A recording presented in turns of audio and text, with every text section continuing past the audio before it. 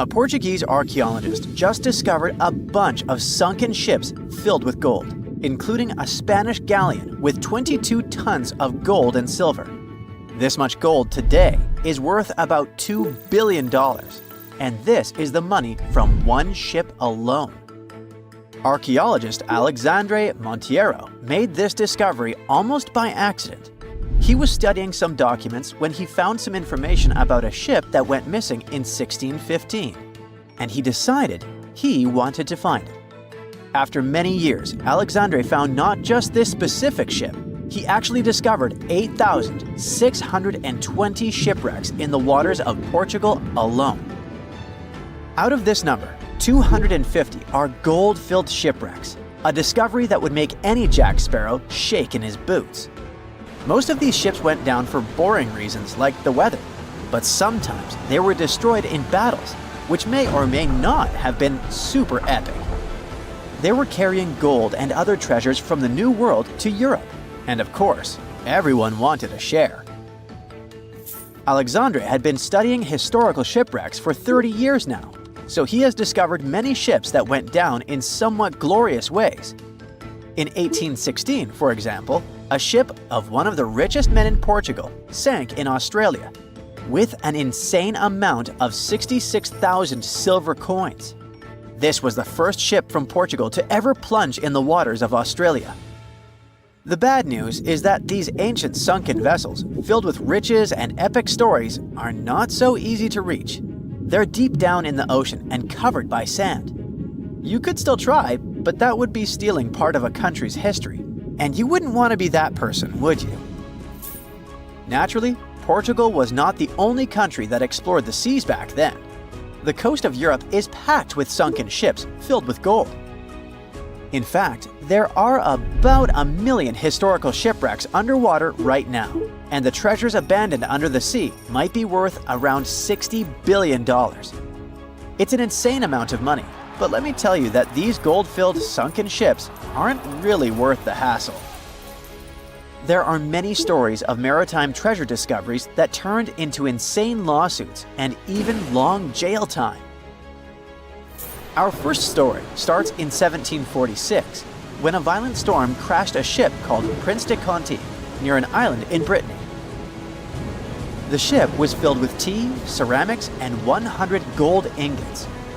Of course, the owners of the ship tried to save the loot, but if it's not easy now, imagine how it was back in the 18th century. It took more than 200 years for the vessel to be found. It finally happened in 1975, when a group of French men discovered it and decided to take pretty much every valuable thing they could find.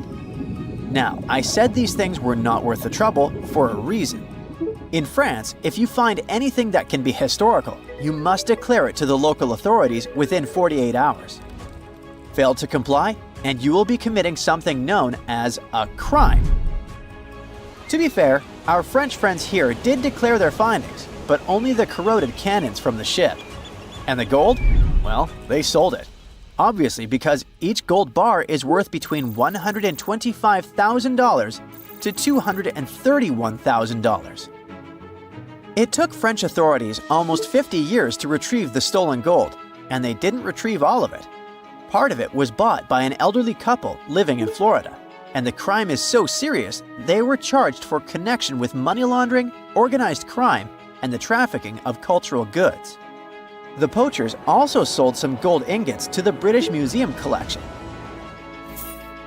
Now, let's go back to the 1850s, when a steamer called SS Central America traveled from Panama to California and back again. This was during the California Gold Rush, a time when 300,000 people moved to California to dig for gold. Because the travel route was not easy breezy, people needed to carry their gold around on big ships. This is where our friend SS Central America comes in. In 1857, the ship had 578 people on board and about 10 tons of gold. Very few survived, and around $100 to $150 million in gold went down with the ship. All of this explains why in 1988, a group of investors from Columbus decided to finance a research project to find this ship. The research was led by a guy named Tommy Thompson, Tommy was really crazy about the idea of finding this sunken ship filled with gold. It took him years to find the exact location of the SS Central America, especially because the ship was 7,500 feet beneath the surface of the Atlantic Ocean, and retrieving it required a lot of fancy tech. A group of 161 investors paid for his adventure, but it goes without saying that they were not doing this out of love from their hearts. They invested $12.5 million in this project because they were expecting to earn at least 10 times more. But since life is not all sunshine and rainbows, 39 insurance companies sued the research team as soon as they retrieved the gold. Back when the ship was up and running, these companies insured the cargo of the SS Central America, and when the cargo was finally retrieved, more than 100 years later, they wanted to be compensated. They said it was not their job to retrieve it, but that doesn't mean they abandoned it. This crazy talk didn't stick, and 92% of the gold was given to the research team. The plot thickened when the investors were scammed by none other than Tommy Thompson, who fled with $4.16 million. He also had 500 gold coins, but he's not telling a soul where they are. Nonsense like this is the reason why most countries have rules to protect cultural properties. And yes, sometimes shipwrecks can be a cultural property. Obviously, there are many maritime treasure discoveries that happen without breaking any laws.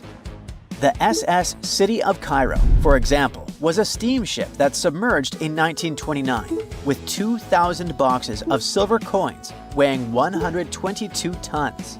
A company called Deep Ocean Search retrieved the coins from a depth of 17,000 feet, which is 4,500 feet lower than the Titanic. 34 million pounds went to the UK Treasury, and the Deep Ocean Search also got a share. The good news here is that some of the coins can be bought by collectors, legally. Paying for a treasure is probably the closest you can get to an underwater archaeology find. I know, all I did was destroy your piracy dreams. But while raiding gold-filled shipwrecks may be a crime in most countries, or just financially impossible for us mere mortals, not all hope is lost. There is about $771 trillion worth of gold lying on the ocean floor, and it doesn't have an owner. It's like an underwater gold mine, except the gold is in the water. You know how the water of the ocean is salty? Well, the gold gets mixed with the minerals in the water, so it's not like you stumble upon a gold nugget on the beach. Each liter of ocean water has 13 billionths of a gram of gold, and it's very difficult to extract such tiny particles of gold from the water. But that doesn't mean people haven't tried, and, of course, there's been a scam here too.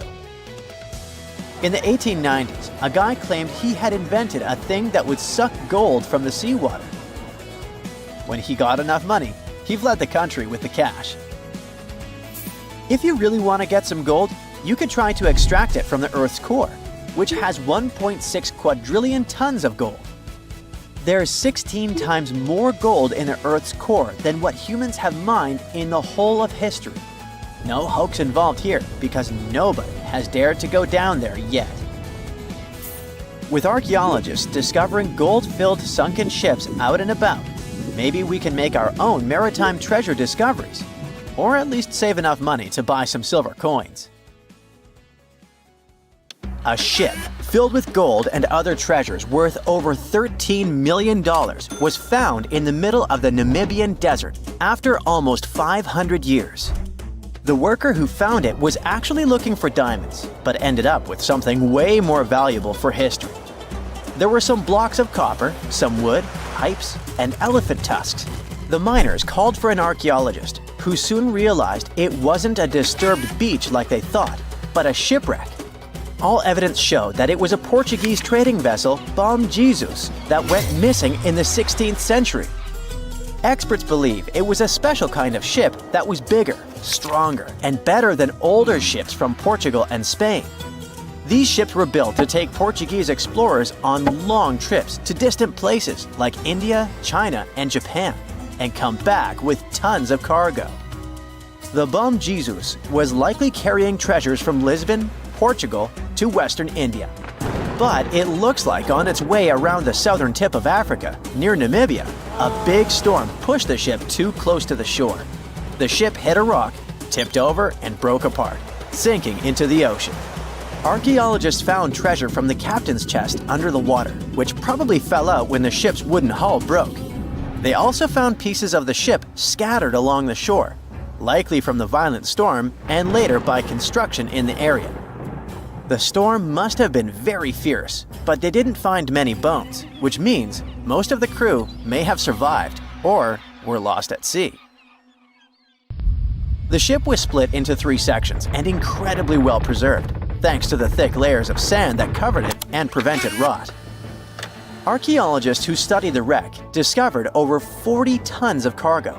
There were cannons, swords, blocks of metal like lead and tin, fabrics, and tools that sailors used to navigate the stars while traveling across the ocean. The most exciting discovery was 1,845 copper ingots, weighing as much as 16 to 17 tons altogether. Those copper ingots, or pieces of pure metal, are still in great condition because the hull of the ship and layers of sand protected them from ocean water. The scientists even managed to read the trademarks on them on site and learned they were made by a super wealthy German trading company. There were also more than 2,000 shiny gold and silver coins from different countries, and 105 enormous elephant tusks weighing about 2 tons. The tusks were likely supposed to become luxury items, like jewelry or carvings at the destination. Archaeologists took some DNA samples from the tusks and found that they came from West African forests and savanna elephants. Researchers were lucky that the ship was found in a restricted diamond mining area. No scavengers were able to get their hands on the treasures. The Bom Jesus remains the oldest and most valuable shipwreck that was ever discovered off the western coast of sub-Saharan Africa. Another shipwreck recently found by accident was buried under a 10-foot tall sand dune near the Caspian Sea. Some people call it the world's largest lake, and it has water levels that rise and fall over time because of the changes in weather patterns. These changes can move sand and uncover things like this shipwreck and other treasures along the coast. As the dune slowly disappeared, the ship started to show. Before digging it out, scientists worried that waves from the sea might damage the wreck. To protect it, they built a wall using thousands of sandbags to keep the waves away. When the ship was uncovered, they discovered it was a 3-masted, 92-foot-long merchant ship with a strong double hull. Wood samples showed the ship was built in the 18th to 19th century using trees like Scots pine, spruce, and larch from the Volga River area or the Caucasus. They even found buckwheat and plants from the same region, which were probably traded or used to feed the sailors. It proves that the ship was part of a group of merchant ships that once sailed the Caspian Sea.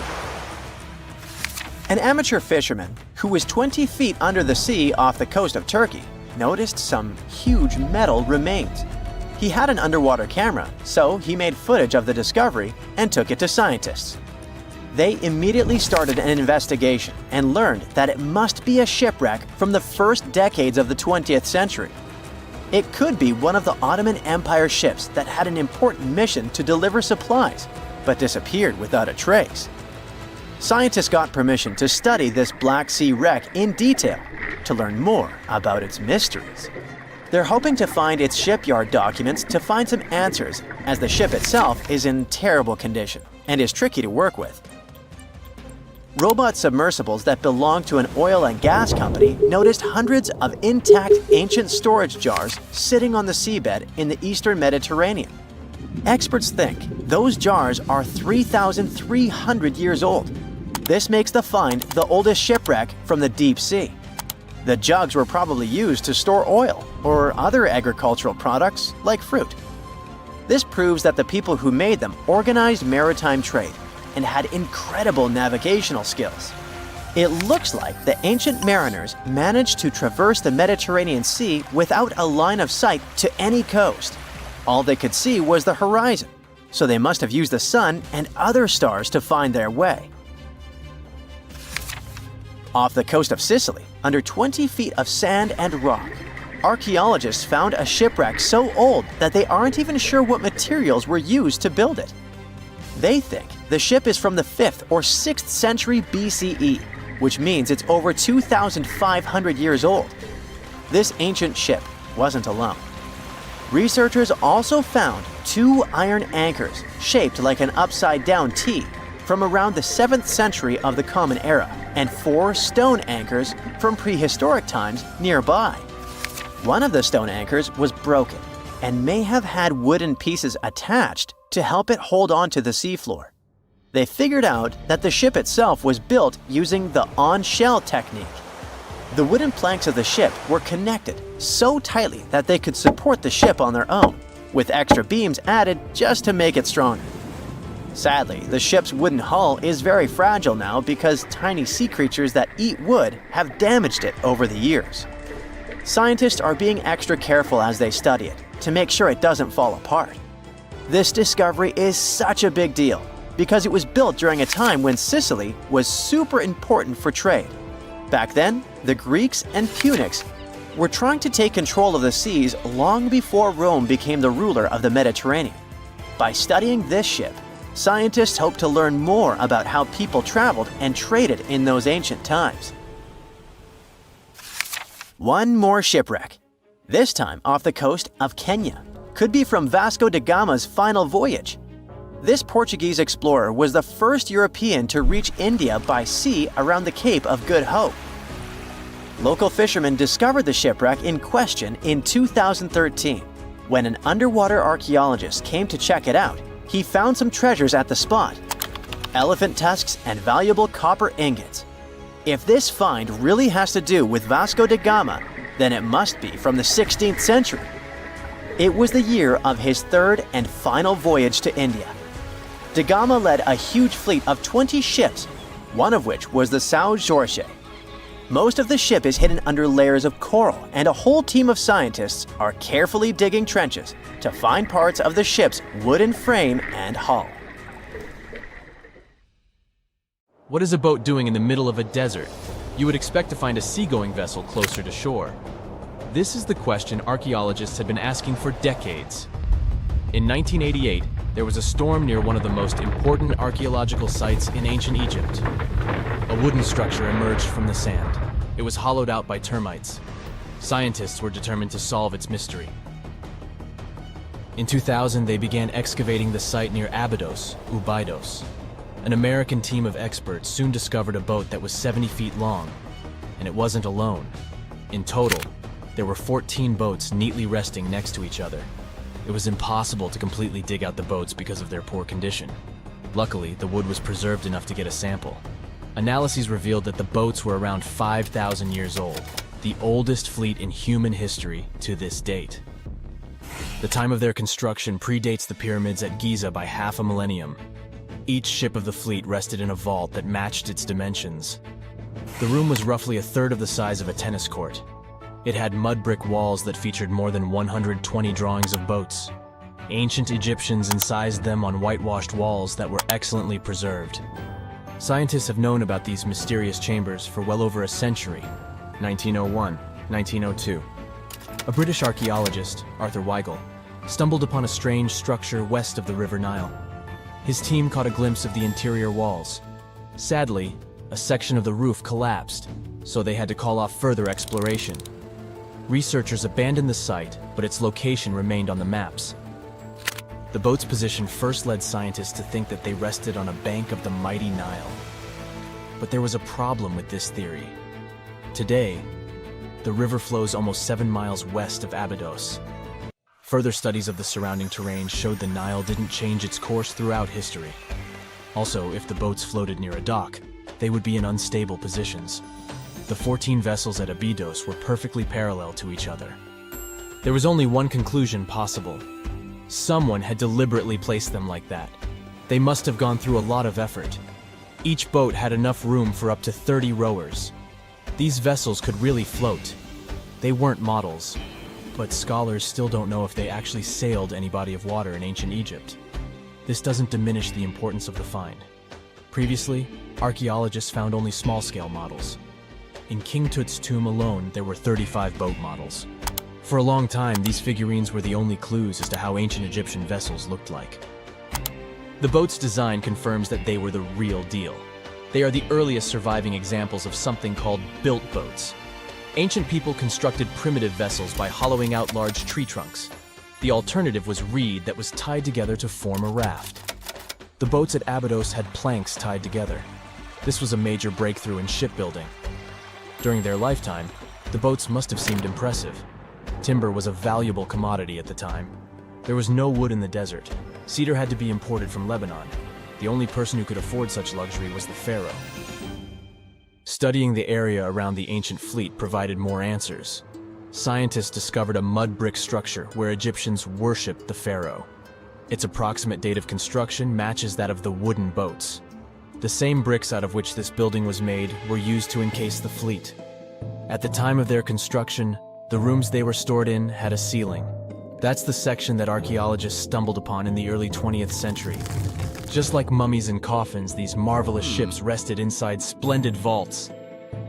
The exterior of these rooms was also impressive. The outer walls originally had a plaster of white limestone. It reflected sunlight. In the desert sun, the structure housing the boats must have shone from miles away. Ancient Egyptian builders used the same technique to cover the pyramids 500 years later. Today, their surface looks jagged, but it wasn't always like this. When they were constructed, the pyramids had a top layer of fine white limestone. Their surface was smooth and it gleamed in the sunlight. Instead of stairs, the outer layer of the pyramids was more of a sleek ramp. Archaeologists were left with one final question. Which pharaoh owned the fleet? The answer lay just a mile from the site. This is where the tomb of a pharaoh from the 5th dynasty rested, King Senwosret III. Its time and style of construction matched the ones of the chambers with boats. The very end of his rule might explain how the boats ended up in the middle of the desert. The pharaoh probably passed away in northern Egypt. Then his body was transported down the Nile to Abydos in a marvelous procession of decorated boats. The vessels were later lowered to chambers near the final resting place of their owner. This had a symbolic meaning. In the ancient Egyptians' belief system, ships played a key role. Their supreme deity was Ra. He traveled through the sky during the day in the form of the sun. At nighttime, he sailed through the netherworld in a solar boat. The pharaoh identified himself with Ra. That's why he needed boats in the afterlife. That was the only way to regenerate himself. Just as the sun rises every day above the horizon. This belief existed for thousands of years. The more famous Pharaoh Khufu also had a ship. Scientists found it in 1954 next to his pyramid at Giza. It is some 4 centuries younger than the fleet at Abydos, but Khufu's ship was almost 2 times longer. The Great Pyramid of Giza and King Tut's tomb are some of the most famous archaeological finds in Egypt. But there are many more secrets hiding beneath the endless sands of the Sahara Desert. Recently, 2020, archaeologists found a lost city there. They have labeled it as the most important discovery since King Tut's tomb, 1922. The city of Aten is some 3,000 years old. Historians hope it will give them a unique insight into the everyday life of ancient Egyptians. The famous archaeologist and Egyptologist Zahi Hawass proclaimed the site a lost golden city. Aten sits some 300 miles south of Egypt's capital, Cairo. It is close to the famous Valley of the Kings. Archaeologists first found sections of mud brick walls that spread out in all directions. They discovered complete rooms with tools of everyday life inside. The research team unearthed a bakery, a residential neighborhood, and an administrative district. They all date back to the time when the Egyptian civilization was the wealthiest in its long history. They were also the first to make objects from iron. In 1911, scientists found a set of iron beads near a village in Lower Egypt, El Gurza.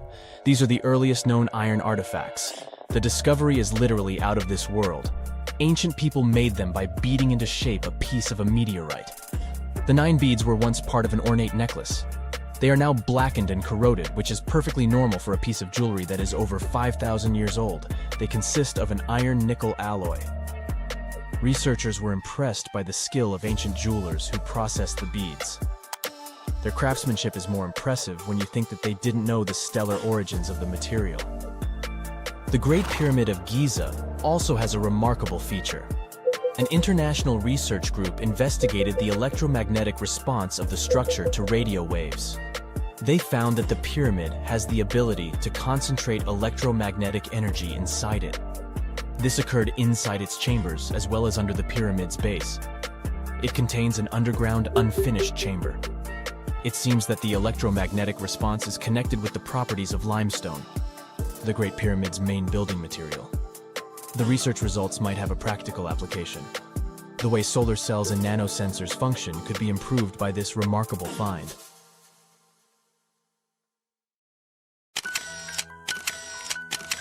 At the beginning of the 20th century, somewhere off the coast of West Africa, a German steamship was leaving the port. Suddenly, the weather got worse, and the vessel entered a thick fog. The sailors ran aground on a sandbank close to the shore.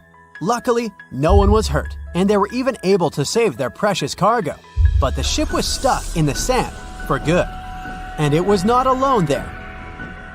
Nearly the entire length of the western coast of Namibia is called Skeleton Coast. If the name sounds scary, that's because it is. This 976-mile-long beach line is among the most dangerous places on Earth. The local Bushman tribes believe that their supreme deity made this land when it was angry. The Portuguese were the first Europeans to set foot in Namibia in the 15th century. And yep, they didn't like Skeleton Coast either.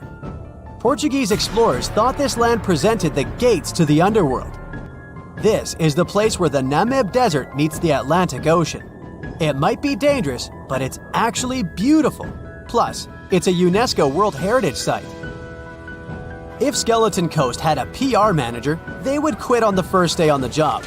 The area is not exactly tourist-friendly because of its geography and history. Beneath the sand and the waves, there is a secret ocean currently lurking for unsuspecting sailors. It's called Benguela Current. It flows towards the north along the coast of southern Africa. This part of the Atlantic is rich in marine life, but the current's land neighbor isn't that happy with the deal. This arid climate created the Namib Desert, one of the driest regions on Earth. And that marine life I just mentioned? It's sharks. 11 species of them to be exact. And yes, the great white decides to pop by once in a while. So far, we've got a desert landscape, strong currents, and sharks. Not a place for a beachside resort, definitely. But if someone ends up on Skeleton Coast, will they know they're in danger? Don't worry, they will. The beach is littered with wrecks of all sizes and shapes. If you remember that German ship I mentioned in the very beginning, its massive and rusted stern is now sticking out from the desert sand. There are some 500 wrecks in total scattered along the coast, and it's a mixed crowd, from Portuguese galleons centuries old to ships that ran ashore here in the 21st century. A modern fishing ship called Zala India managed to slip from its tow rope in 2008 and ended up on Skeleton Coast. Okay, it didn't escape on its own, it had some help from the elements. But it's better to be a tourist attraction on a beach than to be broken up for scrap. That's where the trawler was originally going, poor thing. Skeleton Coast's most famous inhabitant, to call it such a place, is the wreck of the Dunedin Star. The British cargo liner ran aground here in 1942. The massive rescue operation that followed reveals why it's so dangerous for sailors to end up here. The rescuers managed to save all of the crew and passengers, but at a heavy price. An aircraft and a tugboat were lost in the process. It took the last of the rescuers a full 2 months to return home to Cape Town. Why, you might wonder? One look at the map of the region reveals the reason. It's an endless sea of yellow, which is the sand. There are so few roads here, so Skeleton Coast is hard to reach by land. There are also legal obstacles. You need a special permit to drive into the area. But the skeletons in the name of the area don't only refer to ships, they also stand for animal bones. Most of these belong to whales and seals. Many animals have adapted to the area, so lions and hyenas roam the coastline in search of a meal. Yeah, now there are hungry lions as well, as if those sharks weren't enough. Other animals with a temporary residence on Skeleton Coast include elephants, cheetahs, leopards, and giraffes. In 1971, the Namibian authorities established a national park here. But except for surfers, after an adrenaline rush, they don't get many visitors. You can understand why. The Namib Desert is the oldest desert in the world, and it's not very tourist-friendly either. Those who travel to the region should pack sunscreen and a warm winter jacket. A weird combo, right? Well, not so much when you think that during the day, temperatures soar over 110 degrees Fahrenheit. At night, the air temperature drops below freezing. What a climate roller coaster! And that's not the final danger. Yep, there's more. Remember how that German ship got lost in thick fog? Yeah, it wasn't a one-off event. Because of the region's climate, fog shows up frequently. Sailors should cover their ears now, but this fog is actually good for wildlife. This is their only source of water in the Namib Desert. Reptiles and mammals have adapted to the harsh climate. They use as little water as possible. Shifting sands, thick fog, strong currents, lions, and sharks. Not the stuff you would put in a tourist booklet, but Skeleton Coast isn't the only beach on Earth you wouldn't want to spend your vacation on. I will take you to Cape Tribulation in Australia. The area covers some 48 square miles in the northwestern part of the continent. And no, the area is not as dry as Skeleton Coast. It's part of the Daintree rainforest. You could say that here, it is the rainforest, not the desert that meets the ocean. The beach at Cape Tribulation is straight from a postcard. But looks can be deceiving. Australia? Probably sharks. No, crocodiles are out here to get you if you decide to go for a dip in the sea. There are saltwater crocodiles that the locals call salties. Well, that's a cute nickname for such a dangerous reptile. And it's not just them. The wildlife seems to have a beef with visitors. From October to June, the waters around Cape Tribulation are full of box jellyfish. Their venom affects the human cardiovascular system. When touched by a jellyfish out at sea, swimmers won't have enough time to reach land for help. Vinegar helps neutralize the sting, so you might want to keep a spare bottle in your luggage. Crocodiles and jellyfish sound dangerous, but there's one more animal you should look after. It's the wild boar. It might sound funny, but you won't laugh when you're being chased by one of these across the beach. 21 million wild boars live in Australia. They're mostly active at night, making it even more dangerous if they charge at you. The best defense is running in circles. Wild boars can't cut corners well. That's probably why we don't see many of them taking up careers as race drivers. Cape Tribulation has one last danger installed for you, and it's not an animal. Out here, even the trees are plotting against visitors. The stinging tree got its name for a reason. If you try to pick one of its beautiful red berries, it'll fight back. Its prickles are like tiny glass shards. The less than pleasant effect on your skin will last for a month. Then there is this wait a while bush. Who keeps naming them like this? This long vine has spikes that grab hold and just don't let go.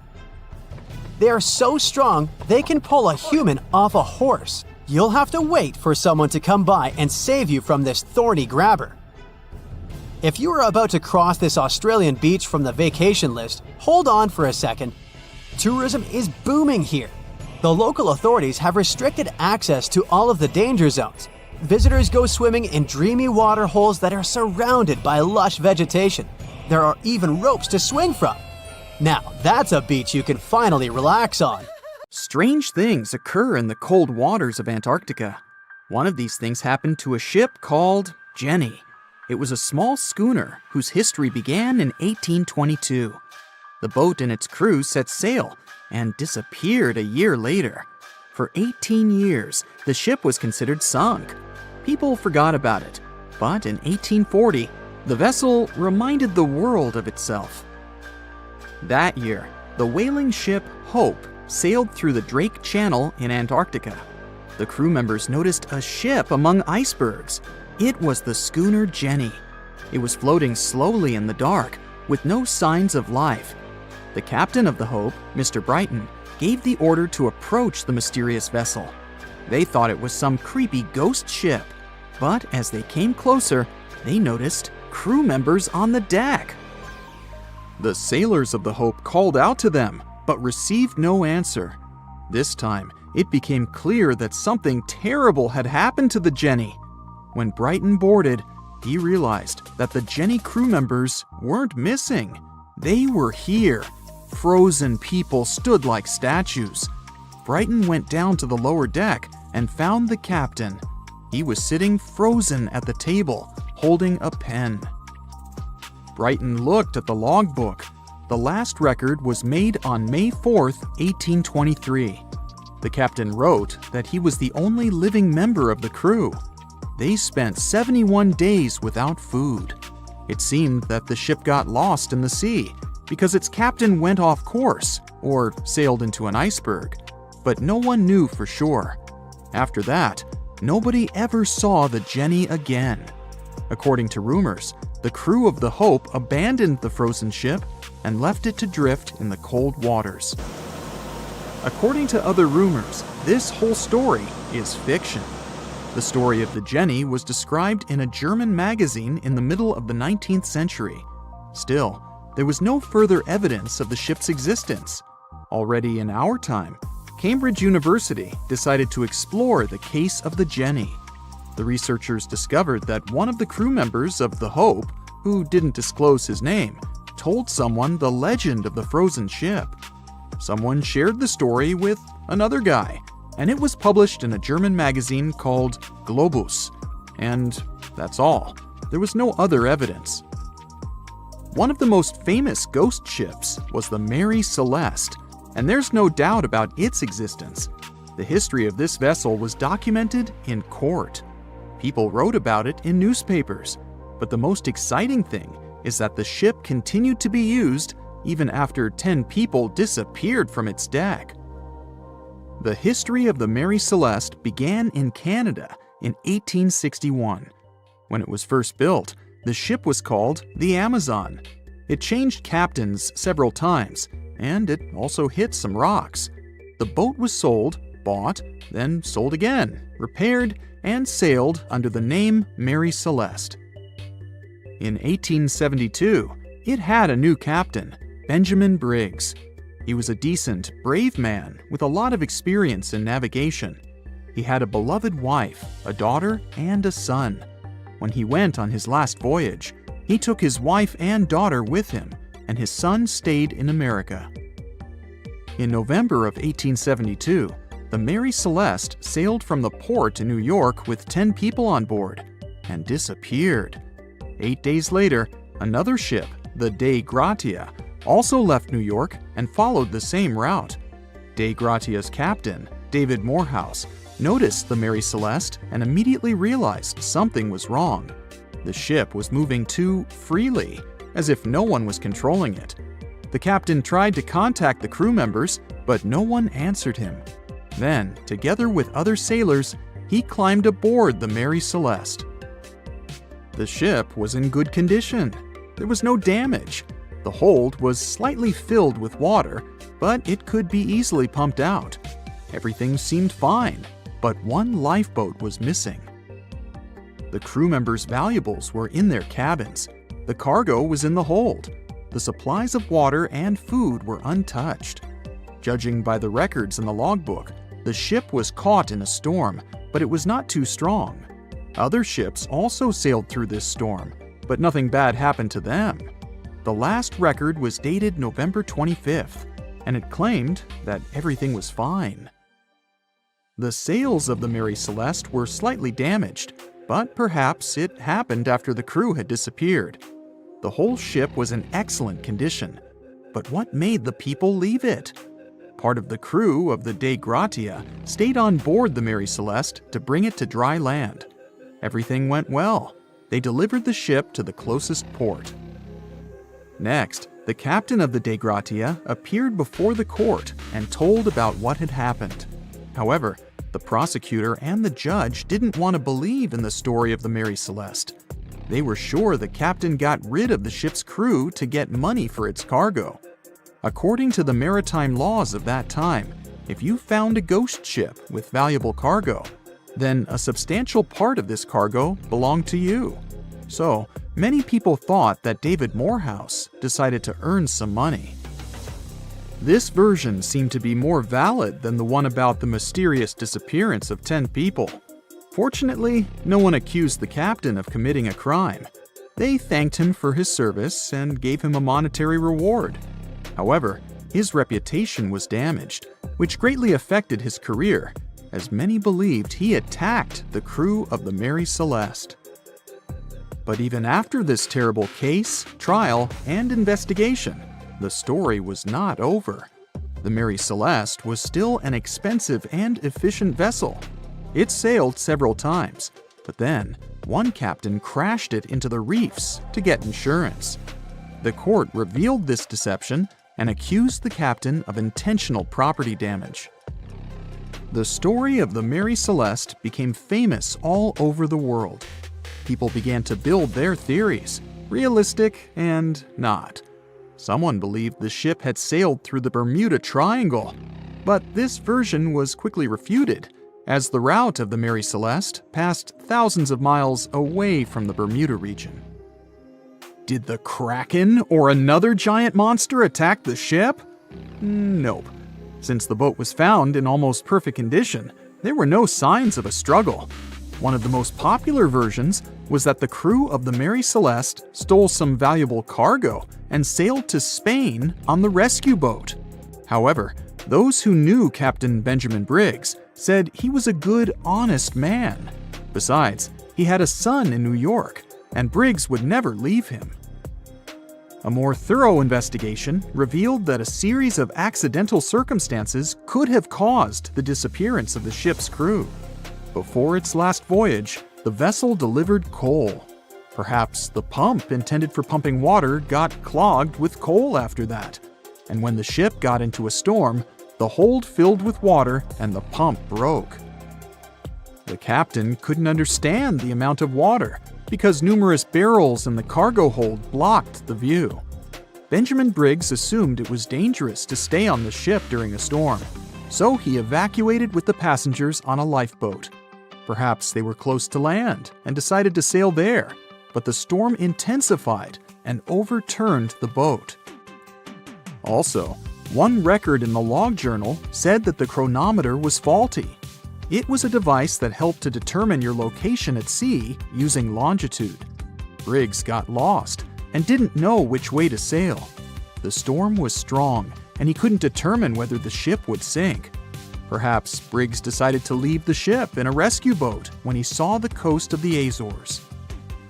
The uniqueness of this ghost ship case is that, unlike many others, you can investigate it yourself. There's a lot of information about the Mary Celeste on the internet. There are documentaries and research articles. Perhaps you'll be able to notice something that others haven't seen and solve the mystery of the disappearance of 10 people. There's a ship drifting somewhere in the ocean without a crew. The last time someone saw it was over 50 years ago. Its story reminds of that of the Flying Dutchman, a ship that's bound to sail forever and bring disaster to whoever sees it at sea. At least the legend says so. Unlike the Flying Dutchman, the SS Baychimo was definitely real and built for a German company in Hamburg and began as an ordinary cargo ship. It was trading supplies between Hamburg and Sweden in the Baltic Sea starting from 1914. It had a strong steam engine and a hull made of steel. A few years later, it became British property. Then, in the 1920s, a Canadian company purchased it for around $18,000, a huge amount of money back then. The new owner, the Hudson's Bay Company, was actively using the ship for several years.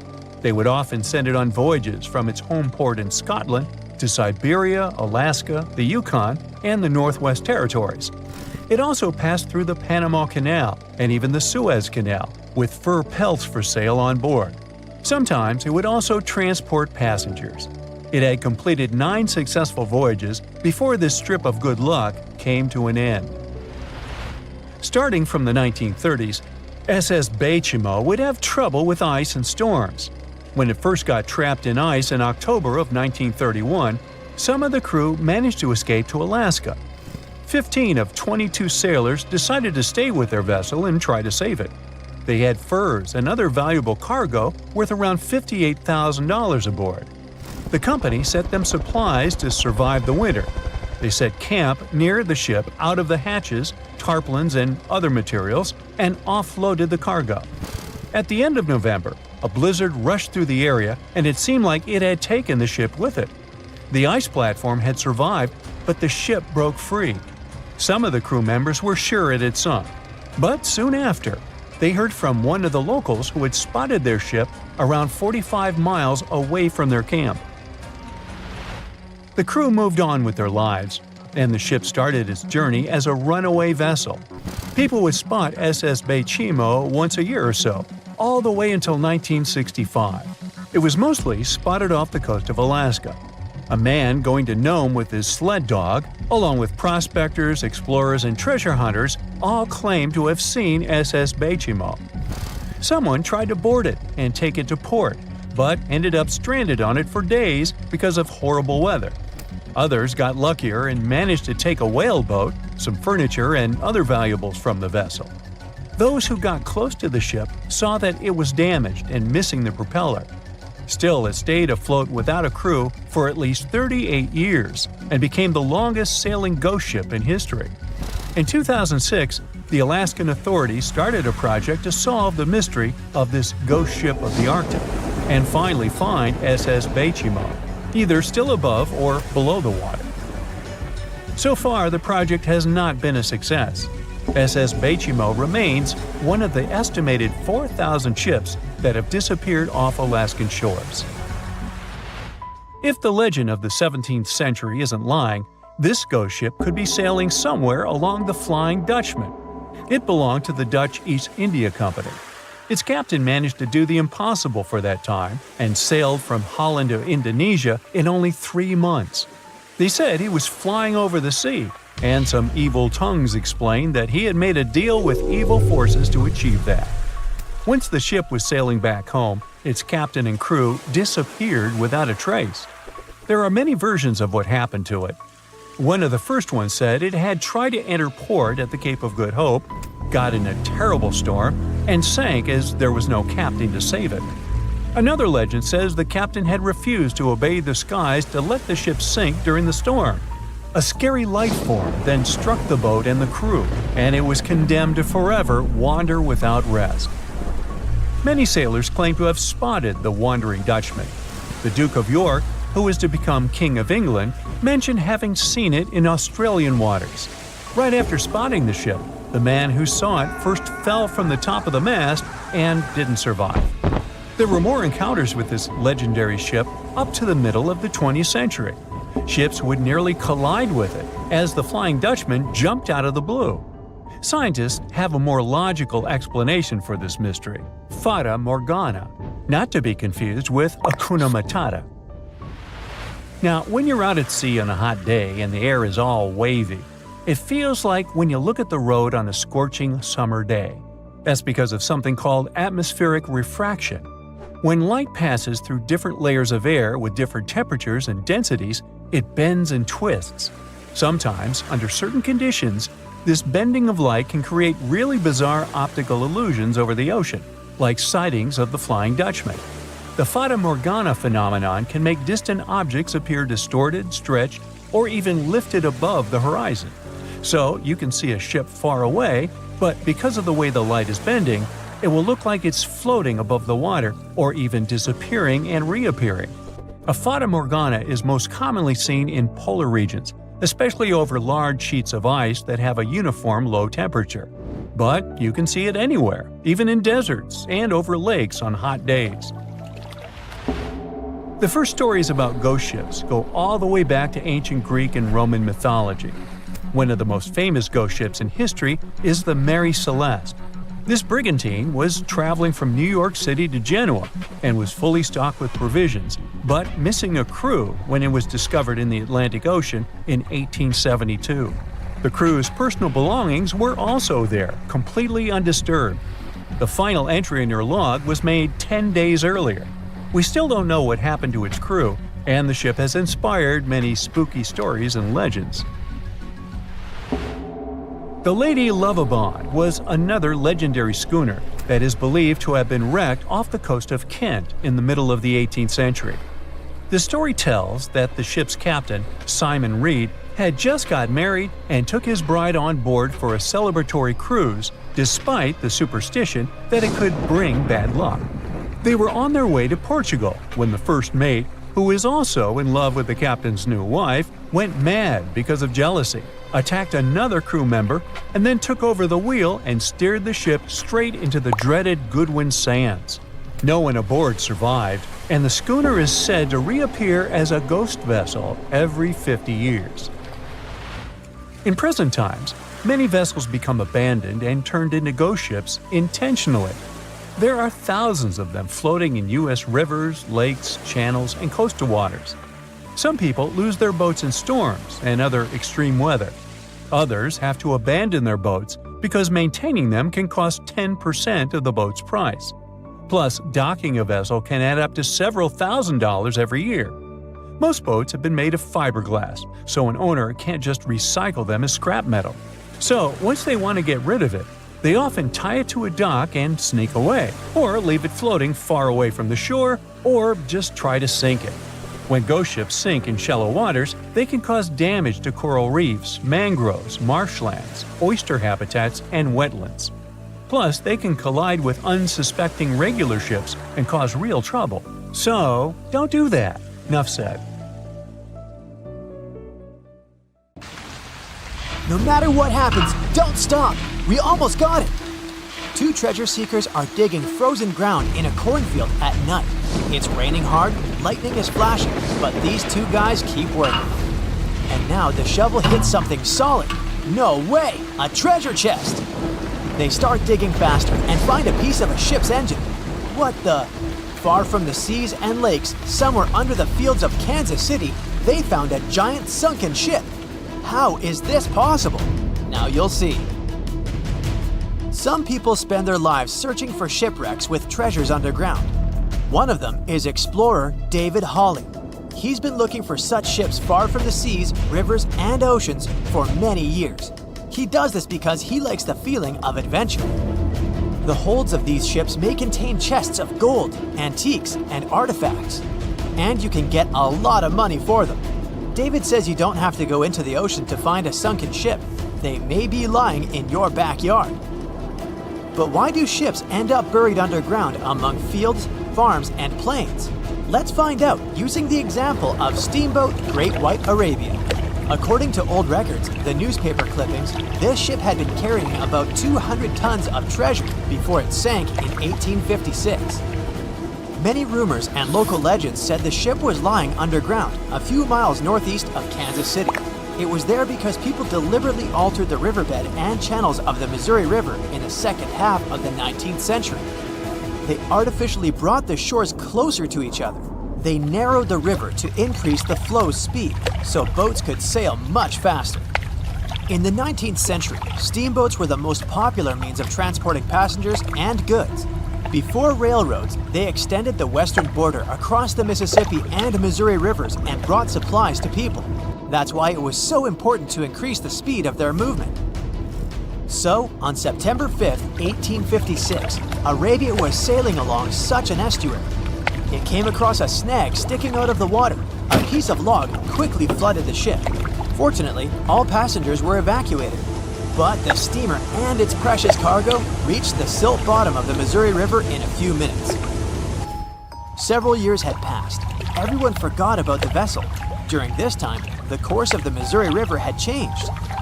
But Arabia remained under the wet, muddy bottom. The soil level above it was getting higher, and the ground was losing moisture. Eventually, many decades later, a cornfield formed above the sunken ship. In the 1980s, one farmer owned this area, and he had no idea what was hidden in his territory. David Hawley carefully studied the history of the sunken ships of the USA. He knew that hundreds of steamers had gone underwater all over Missouri, but most of all, he was interested in Arabia, as there were rumors that it was filled with gold and other valuable things. The territory of cornfields in Kansas was vast, but David Hawley knew how to search properly. In 1987, he started working. First, together with his brother and father, they collected all the clippings from old newspapers they could find. They were looking not only for information about the steamer, but also for maps of the Missouri River. They tracked its historical changes, checked the dates, and identified a large area where the steamer sank. Next, they used electromagnetic testing and other geological stuff to study the soil and find the right place. They searched for differences in ground moisture and density. Then, they went through the territory with powerful metal detectors. And so, by the fall of 1988, they had determined the location of the steamer. Arabia was the size of a football field. This gigantic vessel lay 45 feet underground, 4 stories down. But before they started excavating, they had to ask the owner of the cornfield for permission. For the farmer, this news was a big surprise. He agreed, on the condition that the excavations would be completed by spring so that he could sow a new crop. Digging a giant ship in winter is much more difficult and expensive than at other times. It includes additional equipment, electricity, and heating costs. The team worked day and night. They financed the excavations out of their own pocket. Each invested more than $10,000 and took out a bank loan. Finally, they noticed the first details of the ship. The shovels hit the huge engine boilers and the deck. The goal had been achieved. Most of the cargo lying inside the sunken ships is covered with rust, shells, mud, and is badly damaged. The contents of Arabia were in excellent condition, considering that the ship had sunk 130 years prior. Unfortunately, they didn't find the chests of gold. Still, they got several tons of other valuable cargo, household items of people who lived in the middle of the 19th century. It was a time capsule. The ship was carrying supplies for hundreds and thousands of people, and all these things were perfectly preserved. For example, they could clearly see the brand stamp Goodyear Rubber Company on one rubber shoe. The longer the excavations continued, the more things David and his team found. In the barrels, they found plates from the 19th century. They were intact and usable. Also, there were clean clothes, thousands of pairs of shoes, harpoons, frying pans, and umbrellas. The ship was carrying cargo to supply about 16 small towns. Yes, it's not gold, but such artifacts are also precious. The contents of the ship could be worth millions. However, the crew wasn't going to sell these things. They made a museum on the site of a former fruit market in Kansas City. If you go there, you will immediately feel like you're in a department store of the 19th century. There are thousands of items in good condition. Even the matches here are dry enough to light up. It took David many years to present the entire collection from the steamship. He values each of the items and doesn't want to sell them. Anyone can come here, pay for a ticket, and find themselves in the past. Who knows, maybe there's an old ship hidden in your backyard too. Geologists found an older vessel in the hot desert of Namibia in 2008. This ship sailed back in the days when pirates scared sailors on the seas, and now it's inside a dried-up lagoon. The ship sailed from Lisbon in 1533 and disappeared with the crew near a small diamond mining town. After almost 500 years, the hull had been badly damaged. Only the carcass of the ship remained, but the treasure hidden inside the vessel stayed intact. They carefully studied the boat for a long time, trying not to ruin anything. And then, 5 days later, they found a big old chest in the hold. Carefully opening it, they found gold coins there. Thus, the cost of the ship was estimated at about $10 million. The exact cause of the shipwreck is unknown, but experts believe the ship was destroyed by heavy cargo and bad weather. It went to the bottom of a lagoon that later became a desert. Some find an airplane in their backyard, others discover a ship, and one man found a passage to an ancient secret city in his house. This happened in Turkey in 1963. The owners of the building decided to make repairs. He went to his basement and knocked down the wall to turn this place into a living room.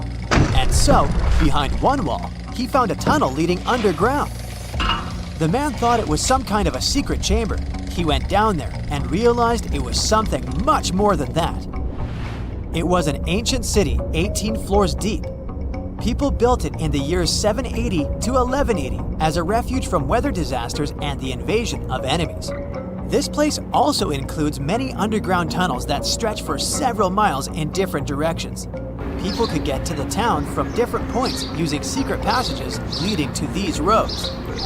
The city can accommodate about 20,000 residents, livestock, and tons of food supplies. Archaeologists have also found a chapel, schools, stables, and public kitchens there. They say nothing is ever lost, and it's true. Let's discover ships frozen in time. The first one is truly fascinating. Here, the Antikythera shipwreck. It's a Greek trading ship from the 1st century BCE. It's located on the east side of the Greek island of Antikythera and at the merging point of the Aegean and Mediterranean seas. Around 2,000 years later, in 1900, a group of Greek sponge divers discovered the wreck. They were going to Tunisia, yet they were forced to find shelter from a storm on a nearby island. Since they couldn't go anywhere due to the storm, they decided to look for sponges until the weather got calmer. One of the divers discovered the shipwreck at depths of around 130 feet. Imagine someone going for a sponge hunt, but getting out to the surface with archaeological treasures. The captain of the sponge boat talked to the Greek officials about what they had found. The officials sent 2 ships to the wreckage. The salvage operation was successful, and discoveries are now in Greece's National Archaeological Museum in Athens.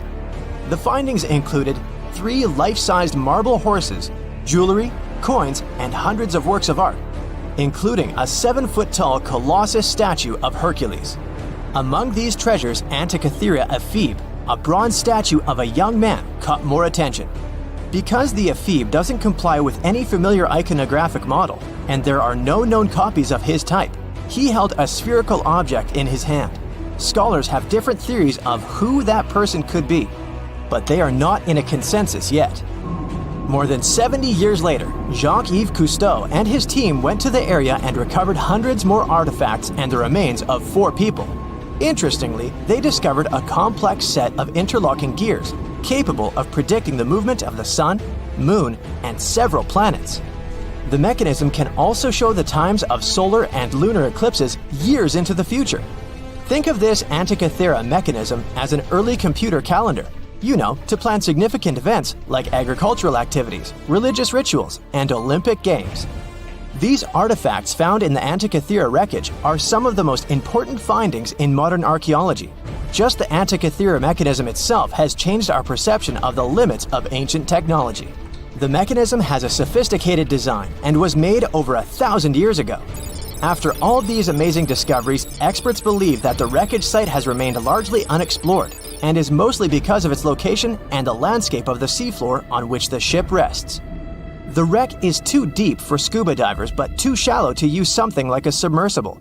A survey made on the seafloor in 2012 showed evidence of a second wreck about 800 feet to the south. It's clear that this area has a lot to offer humanity. What would happen if those sponge hunters didn't go to the area? Scientists found a shipwreck in Antarctica at the bottom of the Weddell Sea, 107 years after it sank. The name of the ship was Endurance, and it was the lost vessel of Antarctic explorer Sir Ernest Shackleton.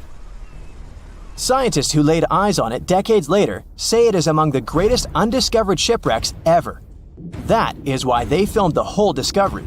The video shows the remains of the Endurance and proves it is still in remarkable condition. It has been sitting in 10,000 feet of water for over a century, yet it looks like it sank very recently. So the story goes like this. The ship was crushed by ice and sank in 1915. Shackleton and his crewmates had to escape by themselves in small lifeboats. From then on, it was all about survival. Shackleton imagined to get his crew to safety. Then, the ship sank. Yes, this is a pretty impressive story. But why did scientists prize this ship?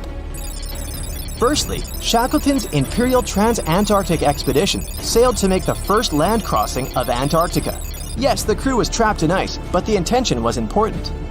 Secondly, it's about the challenge itself of finding the shipwreck. The Weddell Sea is almost always covered in thick sea ice. The same ice that made the Endurance sink. Getting near the presumed sinking location is super hard, let alone being able to conduct research. Experts of the modern expedition team foresaw the time when the lowest extent of Antarctic sea ice would come using satellite images. They realized that the weather was in their favor to start an expedition. Dr. John Shears said that they have successfully completed the world's most difficult shipwreck search, fighting against constantly shifting sea ice, blizzards, and temperatures decreasing to negative 0.4 degrees Fahrenheit. Yeesh, I can't imagine the worst conditions in Antarctica if these conditions are in their favor. Lastly, look at this. Its timbers. They're very much intact. Plus, you can read the ship's name. It's still visible. Marine archaeologist Menson Bound says that this is the finest wooden shipwreck he has ever discovered. He has 50 years of career experience, so I believe the guy. So how come the wood is not rotten? Dr. Michelle Taylor, a deep-sea polar biologist, said that there has been little wood deterioration because the wood-munching animals are not in this forest-free region of Antarctica. Workers of a coal mine in East Serbia discovered 3 shipwrecks that had been there for at least 1,300 years. The largest shipwreck is an ancient Roman fleet. It's around 50 feet long with a flat bottom. It's estimated that the ship could carry a crew of 30 to 35 people. Looking at its hull, you can see the marks of repairs. Wow, this one had a lengthy career. You know, it gives us insight into more than 1,000 years ago. The 2 smaller vessels, on the other hand, match descriptions of boats used by Slavic groups to attack the Roman frontier. These 2 have been discovered under mud and clay in an ancient riverbed. Apparently, in those times, there was a Roman base in a place called Viminacium City.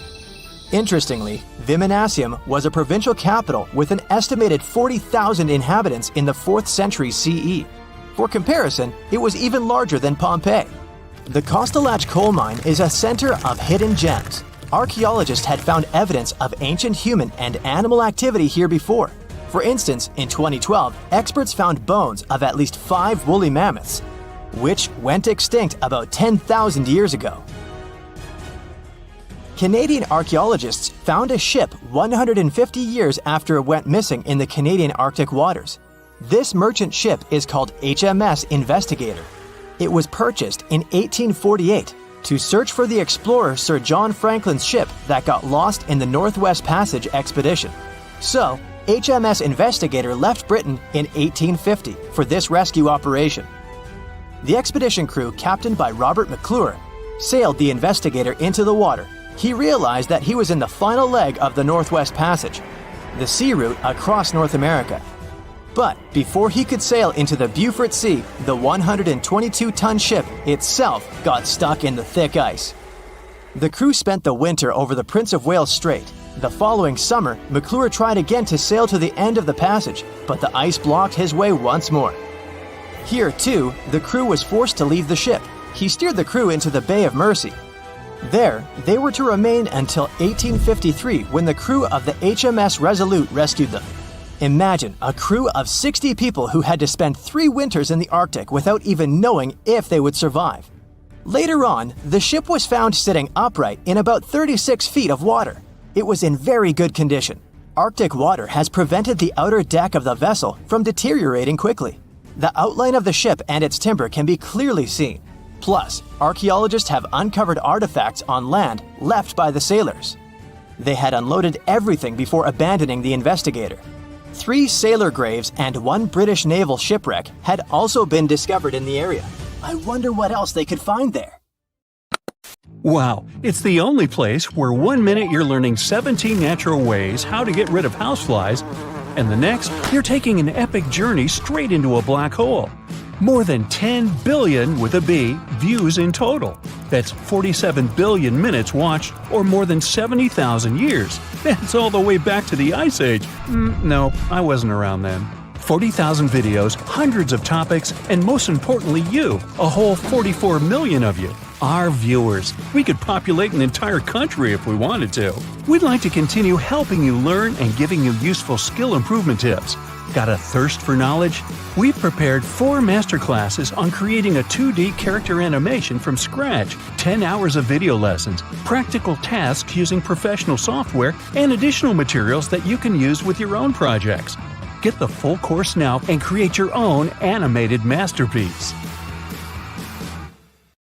Thick fog is rising over the ocean as the sun is slowly sinking towards the horizon. It's hard to see further away than a few dozen feet, but that's enough to notice a hulking, skeletal shape in the distance. As your ship approaches the figure, your heart beats faster, and then you make out the details of another vessel, abandoned by the looks of it. Ghost ships do exist, and their mysteries aren't always solved. Take MV Hoita, for example. It was a wooden vessel built in 1931 as a luxury yacht.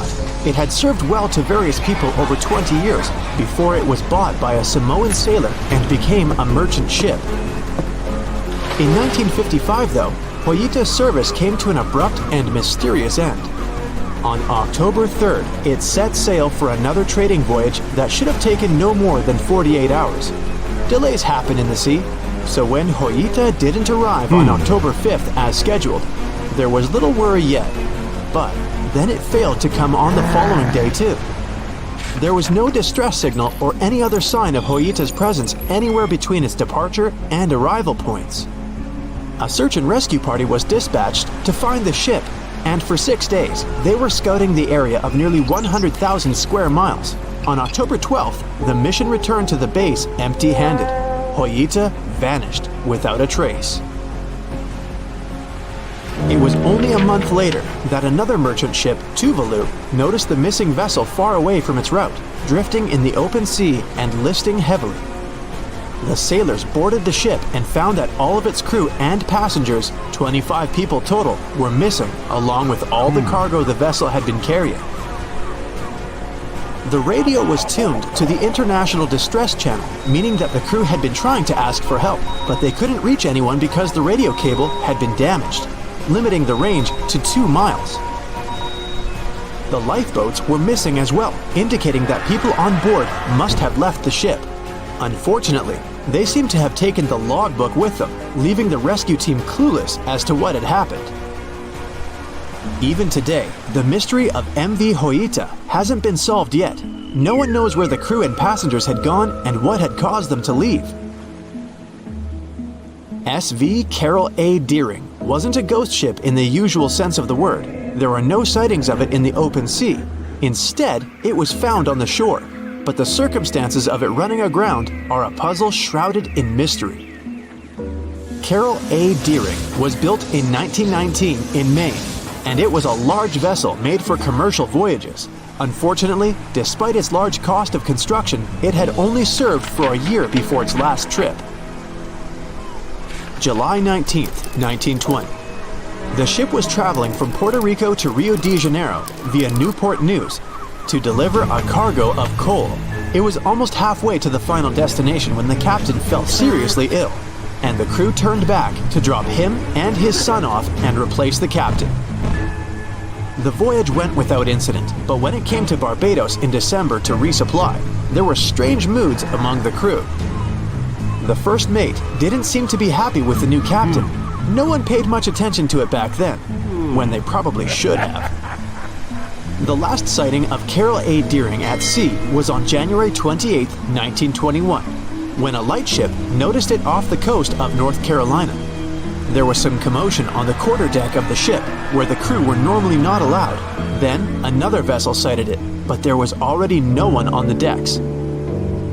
On January 31st, the merchant ship was found hard aground in the Diamond Shoals, a site notorious for numerous shipwrecks that had been occupying there for centuries. When the search and rescue party boarded the ship, they found it abandoned, the log and personal belongings of the crew gone, along with the 2 lifeboats. There is still no answer to what happened on board of Carol A. Deering that January, although the most popular version was mutiny. Maybe we'll never find out the truth though. SS Baychimo is perhaps one of the most notable ghost ships in history. This large cargo steamer was built in 1914 in Sweden and plodded its way dutifully over 16 years, trading provisions for pelts with native tribes of Alaska and Canada. But then, on October 1st, 1931, Baychimo got caught in pack ice. At first, it seemed the crew would be able to wait it out and continue on their route because the ship broke free in a couple of days. But in less than a week, it became caught again, this time for good. In another week, a rescue party was sent to fetch 22 of the Baychimo's crew, while another 15 remained behind to wait through the winter if necessary and get the ship back. But a month later, after a powerful blizzard struck their camp, the sailors went out of their shelters only to find the ship gone. Luckily, a few days later, a native hunter told the Baychimo hadn't been lost yet. He'd seen it about 45 miles from where they had been stationed. They managed to track it down, but decided the ship wouldn't survive the winter. So they took the most valuable cargo from its hold and abandoned it. They were wrong though. SS Baychimo did survive that winter, and many more that followed. When the ice broke, it sailed away on its own, drifting listlessly along the shores of Canada and Alaska. There were numerous sightings of the ghost ship, sometimes adrift in the open sea, and at other times stuck in the pack ice again. People attempted to board and salvage it, but weather conditions or lack of equipment always prevented them. SS Baychimo was last sighted by native Alaskans in 1969, 38 years after its abandonment. What became of it later remains unknown. The story of SS Orang Medan is one of the most puzzling and harrowing ghost ship stories of the 20th century. No one even knows for sure if the ship even existed in the first place. It wasn't recorded in Lloyd's Shipping, the International Register of Ships, which makes it either a tall tale or a vessel that avoided being officially recognized for some shady reasons. In any case, the accounts as to what happened to the Medan vary. According to most reports, it was carrying some unknown cargo in the Indonesian waters when a distress call was received by another ship in the vicinity. The officer on duty heard an SOS message, but its contents are different depending on the accounts. The message did not repeat, and the crew of Medan didn't answer to any attempts to contact it back. The ship that received the distress call hurried to the rescue, but they only reached the vessel the following day, when it was already drifting and slightly listing. When the rescuers boarded the ship, they found that none of the crew had survived. However, one lifeboat was missing, which implied that there was at least one crew member who managed to escape. What happened to the rest of the people on board remains a mystery to this day. Still, there are no hard facts about this story, so we might never find out whether SS Orang Medan was actually a ship and not a thing of fiction. SV Zabrina was a 3-mast sailing barge built in 1873 for river trade ships in South America. She served for well over 4 decades, proving to be a sturdy and reliable ship. It was later transferred to Europe, where it continued serving its purpose well. But then, in October 1917, Zabrina set sail on a regular voyage only to be found ashore several days later. Mysteriously, although the ship was perfectly intact, the entire crew of 5 and the captain were gone. There is no direct evidence or hard facts as to what really happened that day. The most convincing theory is that the crew were washed away from the deck because of an underwater explosion. And then the ship sailed ahead without them. But the truth, as always, remains unknown. It has recently become a popular location for many tourists looking for the perfect place to get away from it all. If you're lucky enough to catch a sunny day here, it's like no other, I can assure you. Chances are, you'll end up having loads of foggy days, but let's be honest, they have a special allure of their own. This enchanting smile-shaped island is called Sable Island. It's located 190 miles from mainland Nova Scotia. It wasn't accessible to the general public until 2013. That's when it was added to the list of National Parks of Canada. You can get here either by plane or by water. But what's so enchanting about this place anyway? There must be something since the yearly tourist count is growing every year. Firstly, there's a spectacular number of wild horses here. There are between 200 and 500 horses roaming free all over the island. There's also a large population of gray seals. The place is also the only breeding location of a rare bird species called the Ipswich sparrow. If you're already considering a trip here, there are some things you need to know first. Remember that fog I mentioned earlier? Well, it turns out that Sable Island is the foggiest place in the Canadian Maritimes. I'm talking about approximately 127 foggy days each year. During such days, Sable Island literally disappears underneath a thick layer of fog. You won't be able to explore the place on your own either. The local regulations state that visitors need to travel within a group, and they also need to keep a 197-foot distance from the wildlife they can encounter here. As charming as this place may be, it holds a dark secret hidden beneath the sandy dunes, and it has nothing to do with beautiful creatures living here or the island's unique vegetation. Apart from being known from its horses and seals, Sable Island is infamous for an overwhelming number of shipwrecks. Over the years, about 350 ships have ended their lives here, on these sandbars. When survivors described their experiences, they usually mentioned harsh weather conditions near this mysterious island. The island also made its way into literature when it was described in a book called The Perfect Storm, which was written by Sebastian Junger and published in 1997. The book was so successful that it was later adapted for the big screen in 2000, with George Clooney playing the leading role. The first recorded shipwreck near Sable Island dates back to 1583. The boat was named the HMS Delight and was under the command of British adventurer and explorer Sir Humphrey Gilbert. Only 17 people managed to survive the catastrophe by escaping in a small boat. Records mention that they spent 7 days at sea before reaching the shores of Newfoundland. In 1884, another vessel named the Nicosia struggled in the thick fog as well. The ship was completely destroyed, but fortunately, all 18 crew members managed to survive. The captain's son was almost lost at sea when a lifeboat capsized when he was climbing into it. He somehow managed to stay underneath the lifeboat, which was completely submerged. When this lifeboat righted, he eventually emerged from the water and was rescued for the second time. The years between 1947 and 1999 were relatively quiet on the island. In 1999, though, a yacht called the Merrimack ran aground near the shore of the island at about 2 a.m. on July 27th. The 40-foot fiberglass boat had a crew of only 3 people. Natural gas exploration workers, who were luckily not far away, rescued them. The crew managed to fly safely to Halifax the next day. The owner of the Merrimack tried to recover his boat by hiring local fishermen. Unfortunately, this operation was unsuccessful, since only the fittings of the yacht were eventually saved.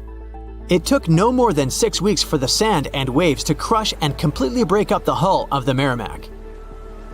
So what is it about this place that's so dangerous for boats? Does it have anything to do with the weather? Or maybe there's other forces at play? The explanation turns out to be a bit more complex, and it wasn't easy to figure out, at least not way back in the 1500s. First of all, the island is located close to one of the world's richest fishing grounds. Since it's also near one of the major shipping routes between Europe and North America, hundreds of vessels sail past it each year. The likelihood of shipwreck increases when there are so many boats roaming around the area. Sable Island is also in the way of most of the storms that move up the Atlantic coast of North America. It's no surprise that boats often get hurtled straight onto the shores of this island. The weather has a lot to do with it too. During the summer season, the warm air from the Gulf Stream creates a dense fog as it merges with the cool air by the Labrador Current that passes by the island. Other currents don't help the matter. Sable Island is next to the meeting point of 3 major ocean currents: the Gulf Stream, the Labrador Current, and the Belle Isle Current. Since the 1950s, radars and other modern navigation tools have been used on commercial vessels as well. Up until then, the sextant was the main instrument used to figure out a ship's location. It doesn't mean that sextants weren't accurate, but this instrument couldn't work properly without a clear view of the sun or stars, which means it didn't help much in dense fog, such as the one surrounding Sable Island, or when it was cloudy. Often during bad weather, the captain of a ship navigated, relying on their experiences and intuition based on the ship's speed and direction. That's why most of the survivors in shipwrecks near Sable Island said that the captain had simply miscalculated the ship's position, crashing into Sable Island by accident. This dusty, sandy land is as unfriendly to ships as it is to trees. There's reportedly a single tree on the whole island, and it looks a lot more like a bush. It's actually a pine tree. And since the famous island horses don't see it as much of a food source, it somehow managed to survive. Reports say that the tree was planted back in the 1950s. local authorities were trying to grow a forest on the island to make it a bit more welcoming. They've planted tens of thousands of trees over the years, more than 69,000 evergreens, 600 fruit trees, and about 55 pounds of pine seeds, along with other plants which could survive the conditions on the island. But they were no match for the extreme weather and sandy soil.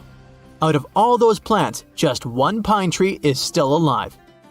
Thanks to its resistance, it has even become a symbol of Sable Island.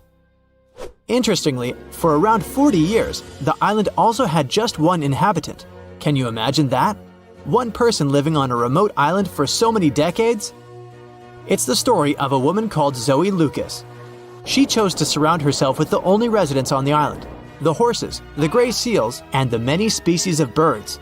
An esteemed naturalist, she mentioned in an interview she gave back in 2017 that she was used to living on the island and that she never got lonely. To survive here, she had to put together an essentials kit. It included a notebook to take notes and a pair of binoculars to study the wildlife. You can safely assume she wasn't scared of the intimidating surroundings, since she decided to eventually call this place home. At first, Zoe wanted to set up camp on one end of the island, near some abandoned buildings. But eventually, she settled in a wooden house near a bunch of sand dunes.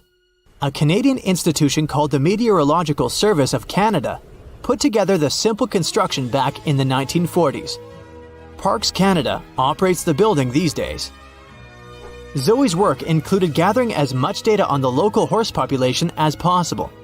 It could help scientists better understand how they managed to adapt to the unfriendly environment. She also helped gather the debris that made it to the shore to help track pollution levels. Among all the rubbish that she collected, there was a refrigerator and a crate full of fresh peppers. Some other specialists eventually started working rotating shifts on Sable Island to offer the brave woman a little bit of company now and then. It's 2018. You get up early in the morning to go ashore and catch some fish. You come to the spot you were yesterday, throw the hook into the sea, and wait. The float is twitching. You've caught some fish, but hey, hello? Why aren't you doing anything? Right now, you don't care about the fish. You're looking at something in the distance. You open your mouth in surprise, since you see a huge ship stuck on a shoal. It wasn't here yesterday, so it got here at night. Okay, it'll probably sail away sooner or later. You fish for a few more hours. During this time, you observe the ship and notice no movement there. Is it empty? Boats and the Coastal Service are sailing from the shore to the vessel. You decide to check it out too. You get in your old boat and go there. The mist descends to the water, making the ship look creepy. The colossal vessel is rusty and empty. But where is the whole crew? And how did it get there? The Coast Guard comes on board. They search the hold, the cabins, and the upper deck. There's someone's stuff, some remnants of food supplies, notebooks, and clothes. Everything suggests the crew has disappeared for some reason. Fishers who noticed the vessel first didn't see anyone coming down from the board. No radio signals were sent to the port, and no one reported about the ship. It appeared here from nowhere. The only chance to get any information is to look at the number and name of the vessel. This is Sam Ratulangi, PB 1600. The Coast Guard checks the information, studies the data of all the country's ships, and no way. One company built the boat in 2001 in Indonesia. People used it to transport heavy loads across the seas around Asia. The ship had been properly operating for 8 years. People were delivering industrial goods to different points in the region, but something went wrong. In 2009, Sam Ratulangi was sailing near the coast of Taiwan, and that's it. There were no further records about it. There were no reports in any port. Everyone thought it must have drowned, so no one had been looking for it for years. And then, 9 years later, it appears here, big and rusty, off the coast of Myanmar, without sailors, without fuel. An investigation starts. City services are trying to find out the names of all the sailors working on the ship and find clues that would lead to solving this mystery. They also hope the ship owner will appear soon. They find 2 tow ropes on board. This means that some other ship towed Sam Ratulangi to this place. Then they identify and find 13 crew members. These people say they wanted to reach the factory in Bangladesh to repair Samratulangi. Another vessel helped tow the ship, but then 2 cables tore off, and a storm began. No one wanted to stay on board during such weather, so the crew members left it. No one knows what the ship has been doing for the last 9 years, and how it was possible without people on board. And here's another, much more mysterious ship story. On February 16, 2020, locals found a large cargo ship stuck on a rocky shore off the coast of an Irish village. The boat looked rusty, with holes in the hull and rotten parts. People hadn't seen this vessel the day before, so it appeared there at night. The last time people saw the Alta cargo ship was a few months earlier, thousands of miles off the coast of Ireland. That day, the Alta was sailing in the waters of the Atlantic Ocean. Another ship, the MS Protector, noticed it. MS Protector crew members tried to contact the ship, but received no response. The people on board realized that they were facing an empty vessel. And then, 5 months later, it appeared near the coast of Ireland. There are more questions than answers in this story, but we managed to find something out. In 2015, the Alta appeared and disappeared from the radar several times. Any ship has an internal tracking system, so people can track its route using satellites. But Alta crew members often disabled this system. Perhaps they were engaged in some illegal activity. Anyway, in 2017, the ship often sailed between the ports of Greek islands. Then, the tracking signal disappeared and appeared only 10 months later, off the coast of North Africa. During this time, the ship changed several flags. In September 2018, the Alta was southeast of Bermuda and headed for Haiti. Then, the crew started facing problems. First, the main engine failed right in the middle of the Atlantic Ocean. The ship began to drift. Several days passed, but the crew members weren't able to repair it. They began to run out of food and water supplies. The situation got even worse when they found out that a hurricane was approaching the place. Fortunately, they managed to contact the U.S. Coast Guard. A helicopter flew to the Alta on October 2nd to bring them some supplies. There was enough food for several days. Then, a rescue boat sailed to the ship. It evacuated all the sailors and delivered them to Puerto Rico before the hurricane. The Alta had to drift alone in the ocean. After a while, another ship approached the Alta to tow it to the shores of Guyana. But at this moment, everything went wrong. Someone stole the boat, disabled the tracking system, and sailed away in an unknown direction. After almost a year, the MS Protector found the empty Alta in the waters of the Atlantic Ocean. And then, 9 months later, the ship without a crew sailed to the shores of Ireland. How did it manage to travel across the Atlantic and get to the coast of Ireland? It's still a mystery. Maybe it was just luck. No one else saw the ship all this time. It was just covering huge distances, surviving storms. Who's the captain? What happened to the thieves? Who owns the ship now? One day, someone called the village administration and introduced themselves as the vessel owner. But that unknown person didn't provide any evidence. They found several barrels of oil on the ship, which they took away by helicopter. The Alta was rusting. Corrosion of metal could damage the environment. The vessel had no commercial value, yet it would have taken millions to get rid of it. There were 3 options for what to do: leave the ship where it was, tow it into the sea and let it sink, or disassemble it for scrap. But nature had its own plans. Storms and strong waves split the hull into 2 parts.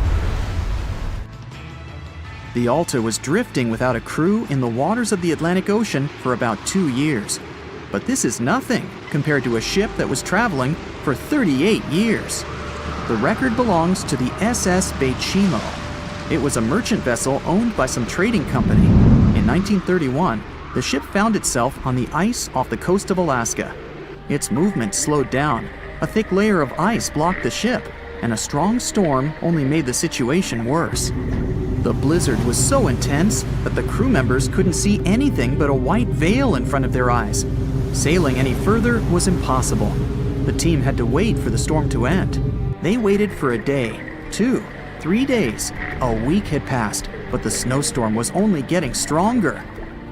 Then, one day, it grew weaker. The crew members split into 2 teams. The first team went to the nearest city.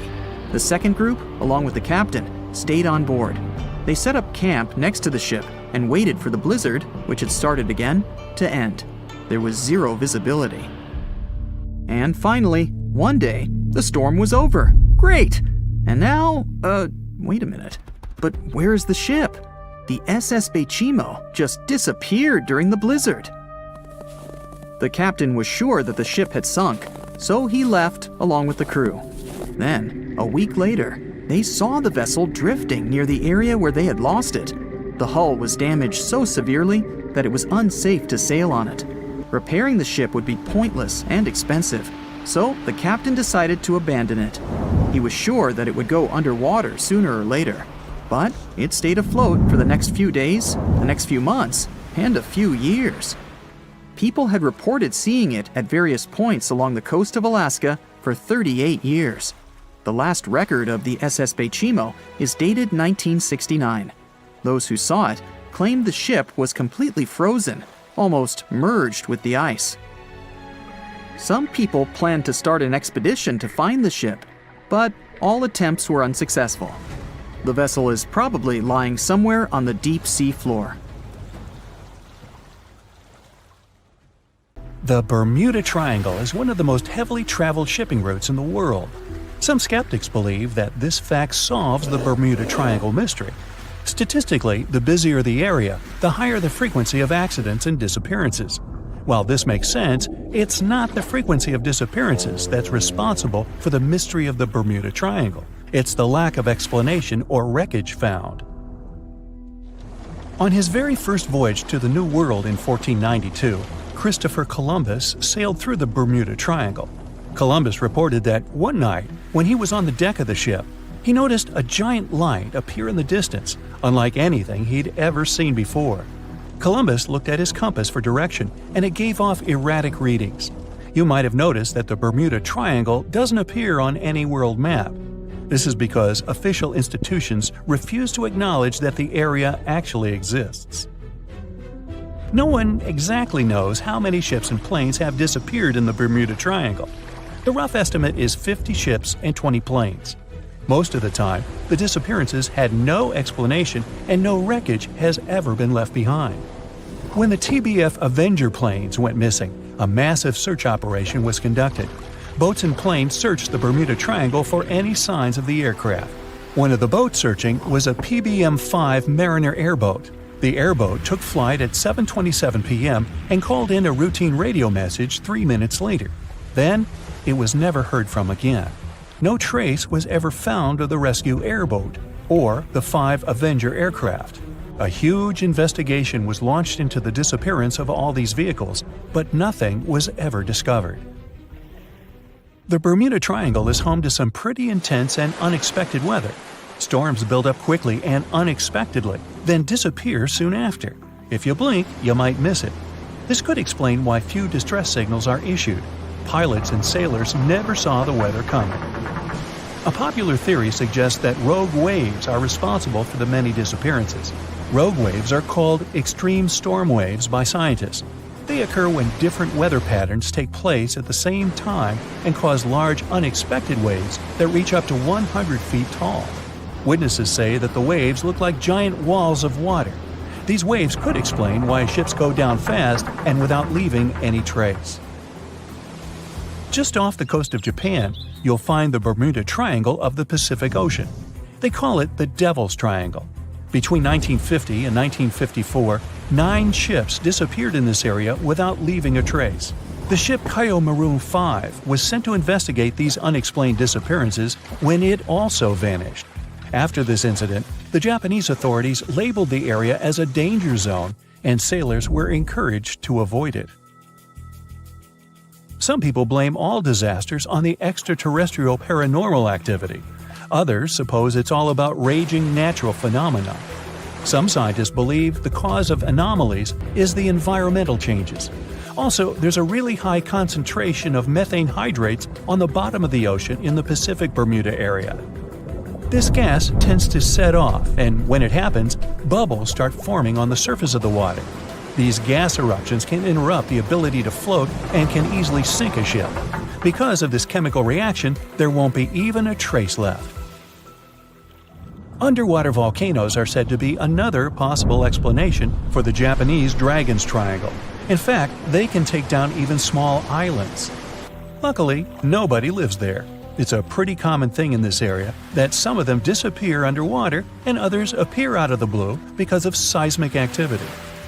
You'll never find the Dragon's Triangle on any official map of the world, so nobody's quite sure about how large it is in reality. In July 2015, 2 teenagers disappeared after setting sail off the coast of Florida. There's some mystery about what the 2 teens were really getting up to. They told their parents that they were just going to fish, but they told their friends that they were crossing to the Bahamas. Shortly after they left, a line of thunderstorms moved towards the area, and the boys were never heard from again. A massive search was conducted, but sadly, nothing was found. 1 year later, the pair's boat was found off the coast of Bermuda with a broken iPhone and some personal effects left inside. One of the most popular and bizarre theories trying to solve the Bermuda Triangle mystery comes from Charles Berlitz. He insists that the area is home to the lost city of Atlantis.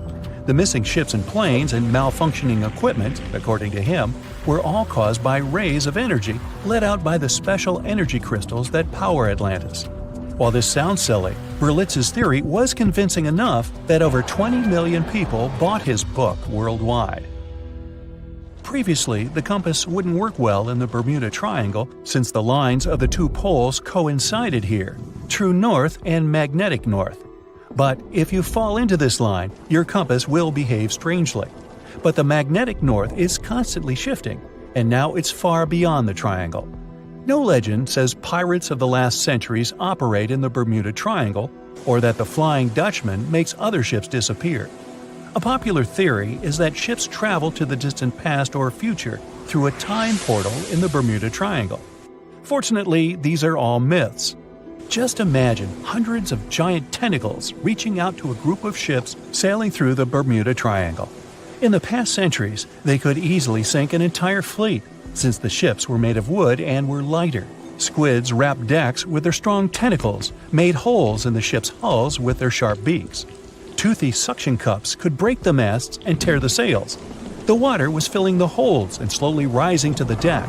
The ship sank in a matter of minutes.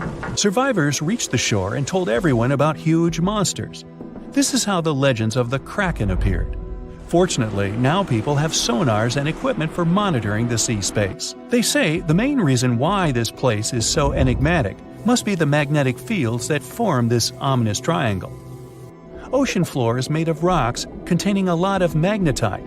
It's more like iron. Magnetic fields react to the high concentration of magnetite on the ocean floor, which may start a sort of conflict between the two.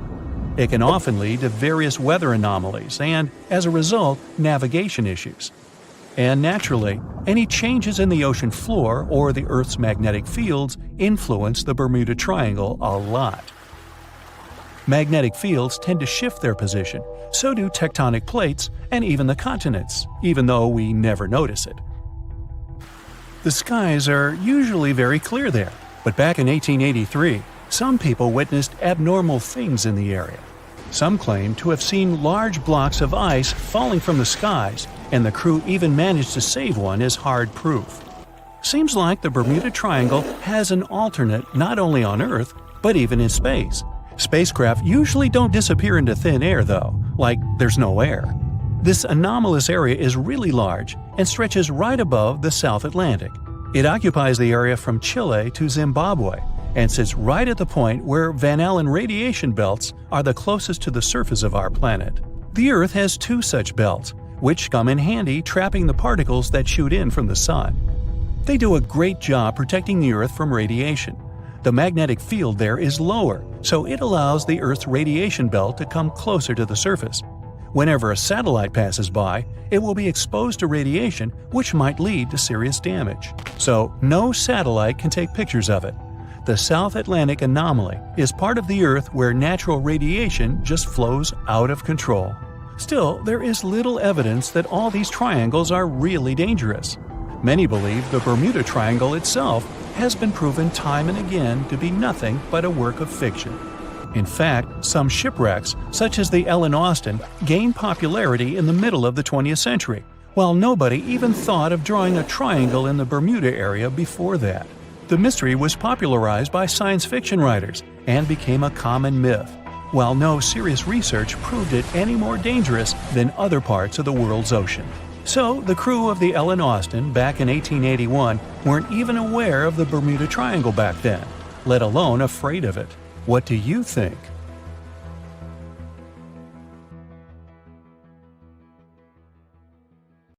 The Megalodon was the biggest shark to ever live. Not only that, it's one of the biggest fish and the largest predator in Earth's history. They've been known to reach lengths of up to a whopping 70 feet. That's over 3 times longer than the biggest great white shark on record. The females have also been found to be around twice the size of the males. The Megalodon could swallow a small car without it even touching its teeth, if cars had been around then. Its teeth could grow to over 7 inches long. It looks like we're going to need a bigger boat, and best make it steel-plated, as this shark can easily gnaw its way through ships.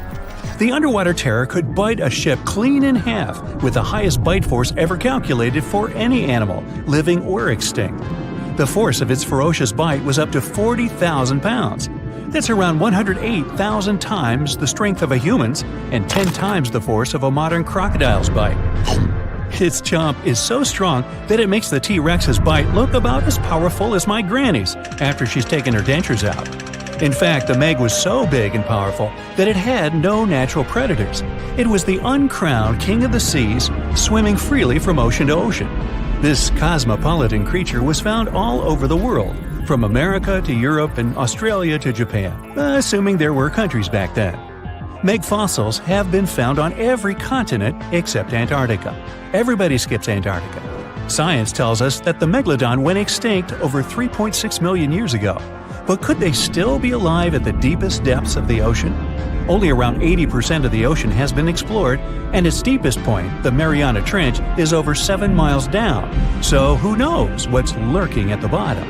If you did manage to make it down, it is unlikely that you'll run into a Meg, though. The sharks, like us, preferred warmer coastal waters. Deep ocean living would be too cold for the beasts, and food would be scarce. Their entire bodies would also have to evolve to avoid being squished by the enormous water pressure down there. It's unlikely they're still around, but not impossible. Some good news, if you do run into one, is that the shark is pretty unlikely to eat you. You are way too small a meal for the Megalodon, even if you have a couple of friends with you. This guy eats whales that are over 50 feet long. If you're having a beach party, though, it's a different story. In a beach full of swimmers, the shark very well might creep up, scooping several humans into its giant mouth without even chewing. But wait, let's rewind. How does the shark take down a 50-foot whale? It first bites off its fins, making the whale unable to swim away. It then casually munches it down piece by piece. Because of their size, sharks had to consume over a ton of food every single day just to sustain themselves, like me. All that food made the Megalodon extremely heavy. They range from anywhere between 50 to over 100 tons. For context, that's around the same as 7 to 16 adult male African elephants. To fit all this food in, their jaws had to open pretty wide. A Megalodon's jaw could span 9 by 11 feet wide. That's easily big enough to swallow 2 adult humans side by side. The fearsome name Megalodon comes from 2 Greek words, mega meaning big and odont meaning tooth. So combined, they mean what? Big tooth. And it certainly lives up to its name. Just one of its chompers is the same size as a human head. It had 276 humongous teeth in total across 5 terrifying rows. In all of history, only a couple of saber-toothed cats and the T-Rex had consistently bigger teeth. Now that's a showdown I'd like to watch. The Megalodon vanished millions of years ago, leaving only huge teeth to be found by modern archaeologists. They literally disappeared with very few traces left. Scientists believe that over time, sea levels dropped and the ocean temperatures went down rapidly. Over a third of all marine life was wiped out as the oceans cooled, and a number of animals at the bottom of the food chain plummeted. This had a catastrophic effect on the hungry predators at the top. Sorry guys. It became way too cold for these sun-loving sharks too, which made it difficult for them to reproduce since they gave birth in warm waters. The Megalodon is usually described as a sort of giant great white shark, but this is just a common myth. In fact, the ancestors of today's great white existed at the same time as the Meg. But they weren't best buddies, and were even in competition with each other. The great white shark was a better hunter, using its smaller size and agility to snap up the Meg's prey quickly. They were also known to eat Meg pups, who were only half their size. This didn't help the whole extinction thing. Even infant Megalodons were huge, coming in at just under 7 feet. While a great white was no match for an adult Meg in a head-to-head fight, they sure weren't scared of stealing their food. This only left the bigger fish and whales for the Meg, but its food supplies began to run out as the whales swam to the cooler new seas. The whales adapted to prefer the colder temperatures, leaving our friend the Meg behind. The Megalodons either starved or were frozen into extinction by the Ice Age. Rather than a great white, the Megalodon is more like a modern bull shark. It had a short snout, flat lower jaw, and huge pectoral fins to support its massive weight and size. As scary as they are, these sharks were actually caring family guys. Several Megalodon nursery areas have been discovered in Florida, Maryland, and Panama. They gave birth to their young in shallow water environments. We know this from discovering loads of tiny Megalodon teeth found in these areas. Gee, I wonder if they had nannies too. But how come there are so many Megalodon teeth out there for us to analyze? Well, due to their messy, aggressive eating habits, sharks regularly lose their teeth. They lose a set of teeth every 1 to 2 weeks. That's 40,000 teeth in a lifetime. They must rake in a fortune from the tooth fairy. Because of this, their teeth were continuously raining down to the ocean floor. Luckily for us, they're also the hardest part of a shark skeleton, which is why so many teeth have survived and become fossilized. It's fair to say that the first discoveries of the Meg's teeth confused people. Early discoverers thought the Meg's teeth were petrified tongues of ancient serpent creatures. They even used to call them tongue stones. It's also a common myth that the Megalodon was around at the same time as the dinosaurs, although this would have been pretty cool.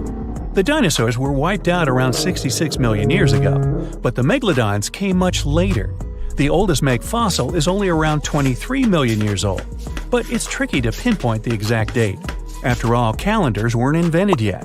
They became extinct way before humans even evolved. The earliest Homo sapiens, which is a fancy name for the first humans, emerged about 2.5 million years ago. But what if the Megalodon shark didn't go extinct? Whale populations have dropped drastically since these guys were last around, so there'd be way fewer whales for them to chomp down on. Whales have also gotten a lot smarter and learned new defensive moves, making them way harder to take down. It's estimated that they ate around 12 tons of food each day. If they were still around and eating that much, they'd be forced to eat smaller fish, and there'd be barely enough big fish for us humans to survive on. The naughty Megalodons would also be able to track fishing boats and steal the fish that they worked hard to collect. It's safe to say we'd see a lot less fish in the aisles of your neighborhood supermarket. As our ocean temperatures are heating up again, the sharks would also thrive and reproduce faster than ever. There'd be more and more of these giant eating machines in the water, reducing our fish supply even more. It would also cause massive problems for cargo ships and cruising vessels. Imagine coming into contact with one of these bad boys while you're sunbathing on the deck. Even beachgoers would be hard hit. Megalodons give birth in shallow waters, so many of our favorite beaches would quickly become dangerous shark nursing grounds. Hey, where did that beach volleyball game go? They were playing just a moment ago. The sea, this unrelenting water beast, has been defying all attempts to tame it for centuries. Many ships driven by the wind have gone through the harshest parts of the world. Some have survived the struggle with the sea, and many have come off second best. It's the year 1834. A ship called the Pilgrim is setting a course to sail from California to Boston. The journey will venture around South America and then past Cape Horn of Chile. Richard signs up as a merchant seaman aboard the Pilgrim. This is his first voyage at sea. The crew tells Richard stories of the Drake Passage off Cape Horn, a route that's legendary for its dangers. Countless ships and sailors have disappeared in those waters. Since Cape Horn's discovery in 1526, it's quickly become known to all those that have sailed around it as the ultimate test of any mariner's skill and of any ship's strength. Those that have survived the journey call Cape Horn a sailor's nightmare. Jack the helmsman, a salty veteran, steers the ship towards this most dangerous of all routes. Jack has been aboard the Pilgrim since it was first commissioned in 1825. He's passed by the Horn many times, each time learning a different lesson from the tests provided by the sea. The Pilgrim has been refitted since its past voyage a year ago. Richard values Jack's experience, given that it's his first journey at sea. Jack assures Richard of his confidence in the Pilgrim, even though it's just a small wooden brig with 2 masts. Jack's aware that wooden vessels are gradually becoming outdated, replaced by new steam-powered ships. But Jack prefers the maneuverability of the Pilgrim and would take it over the steel ships any day. Richard is excited to be aboard. There's so much to explore in life as a merchant seaman, but the guy struggles to acquire his sea legs on the boat. Forceful winds make the Pilgrim move faster, providing Richard with a quick introduction to life at sea. At the same time, nothing can prepare him for what is to be experienced at Cape Horn. It's the southernmost point of land before Antarctica. The gap between the icy continent and Cape Horn holds the infamous Drake Passage. Approximately 700 miles between Cape Horn and the Antarctic Peninsula. Strong winds provide an uninterrupted, steadfast journey toward the Horn. But, as Jack tells Richard, the winds are more concentrated at the Drake Passage. They create a funneling effect, becoming stronger and more unpredictable. Richard is unsure of what this might mean for the Pilgrim, but understands that there's no easier route to travel around South America. A few days pass. The Pilgrim sails by the many islands that make up the western coast of Chile. Although the sea has been relatively calm, Richard continues to deal with his lack of sea legs. His movements are still not very graceful. The constant, ever-swaying deck rises and falls, and Richard finds it hard to get used to the motion. Random large waves hit the Pilgrim from every angle. The ship is quickly approaching Cape Horn. Richard looks towards great thunderous black clouds in the distance. "Welcome to the Horn," Jack says, half laughing. A wry smile upon his face soon disappears. The man gets serious, knowing what awaits them all. Stronger winds start blowing the sails as the crew scrambles to hang onto the ropes. Richard desperately sets to adjust the aft sails, adjusting for the constant change in strong southerly winds. Jack holds firm at the helm, knowing the importance of his role. He's wary of the swell. It can build very quickly the further south they travel. It's crucial the Pilgrim doesn't venture too close to the Horn when they approach. The great darkness that was in the distance is now all around them, filling the sky in every direction. Blackened clouds throw rain and hail down at the crew as they try to resist the enraged weather. Jack is directed by the captain at the helm, changing the direction of the vessel. The temperature has dropped significantly. Barely keeping the water from his eyes, he turns toward the port side bow to provide his face a brief break from the torment of the wind. Looking out into the distance, the man sees the Horn standing alone, surrounded by mist. It's a haunting sight.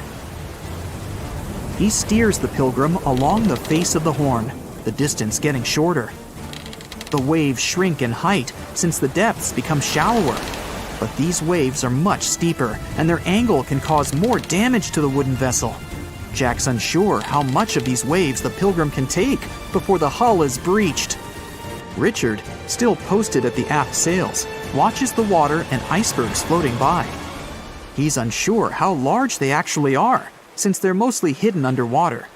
But he knows to alert Jack if any get too close. Just one iceberg hitting the Pilgrim will be all that the hull can withstand.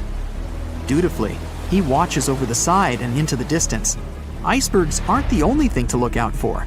Rogue waves are common in these seas as well. The connecting Antarctic and Pacific Oceans, mixed with stormy weather, form waves together. This creates much larger rogue waves. Such waves have been known to reach up to 100 feet tall. They can destroy most vessels in their path. It'll surely be the end of the Pilgrim if it comes across a rogue wave. Strong currents adjust the route of the Pilgrim, as though the Horn is trying to lure the ship toward its rocky shallows. Slowly, they are getting pulled closer toward the Horn. Jack is fighting the current at the helm. Spinning the wheel, he strains his body as much as he can. Grunting, he plunges the wheel from the port side to starboard and back again. The captain keeps yelling directions. To a novice, they're extremely confusing. But Jack, a hardened veteran, continues to interpret the directions with ease, steering to readjust their course away from the Horn. The captain orders Richard to assess the hull below the decks. With the level of pounding the Drake Passage has provided so far, it's surely harmed the ship in some way. Richard runs to the deck as another sailor yells something at him, but the noise of the sea makes it difficult to hear. A wave hits the side, flowing onto the deck. Richard manages to hang onto the mast before he's almost swept overboard. The entire front deck seems to be underwater. Hanging on as the water rolls off the sides of the ship and waiting for it to clear, Richard watches the Horn slowly go past. Still, it beckons toward the Pilgrim, as though asking for its dues from the crew. The currents are still pulling the ship, while the storm is raging on, with no end of the struggle in sight. The storm is growing ever larger and fiercer. Richard gathers himself to head below and assess the damage. After a slow descent to the lower decks, Richard can finally look over the hull from the ship's quarters. There's no damage from what he can gather. But he's shocked by the depth of the water inside. It's now at waist depth. Cups, amongst other things, float in the water. Even inside the ship, the guy can't escape the waves. Unable to make sense of it all, he stands frozen, listening to the almighty power of Mother Nature outside. The sea roars even more wildly, waves constantly thudding against the hull. It sounds like a somber drumbeat, a slow countdown to the demise of the Pilgrim. Richard forces himself back to the terrors of the above decks, grasping onto the rails to carefully walk the slippery stairs. He leaves the disturbing creaks of the wooden decks. They're soon replaced with the strained sounds of the ropes, the yells of other sailors, and the deafening roar of the sea crashing all around him. Jack is at the helm, focused on his role, still fighting the wind and the waves, even with the addition of ice and frost.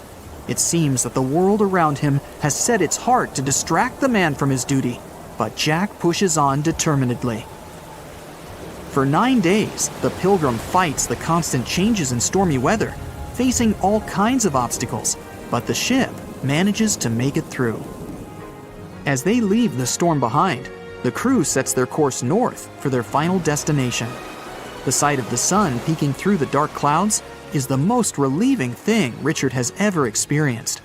Unfortunately, Richard lost his rations at some stage during the storm. At sea, if your rations are lost, it's your own bad luck. Luckily, Jack is kind enough to share some of his. The moon shines brightly and illuminates the black water of the ocean. Thick fog descends on it in ominous silence. Then, it's suddenly broken by the creaking of wooden boards, followed by a rippling of the waves. Through the fog, you see the outline of an old large ship. Its hull is rusty, and a strange cold is coming from it. But the most unsettling thing is that there's no one on the deck. The ship sails without a crew. No, this isn't a mythical Flying Dutchman, but a very real ghost ship. September 2nd, 2019. The British Royal Navy's ice patrol ship, called the HMS Protector, sails through the calm waters of the Atlantic Ocean. The time is 11 p.m. Some of the ship's crew are on deck, while others are sleeping in their cabins. The captain steers the ship and looks straight at the horizon. The sky is lit up by an orange twilight, and clouds float in the distance. Suddenly, against this beautiful landscape, one of the sailors notices the black silhouette of an unknown ship. The captain slows down and steers the ship a little closer to the mysterious vessel. This is an old cargo ship, 250 feet long. Attempts to contact the crew members lead to nothing. It seems the unknown boat is floating in the ocean by itself. There's no one on board, at least no one alive. The deck of the ship creaks from rocking on the waves. The sun sinks below the horizon and it gets dark. The ship looks terrifying. British sailors don't dare to climb on that strange deck. They take a photo, post it on the internet, and sail away. Many people on the internet will assume the sailors met a real ghost ship. 5 months later, we're in the village of Ballycotton in County Cork, Ireland.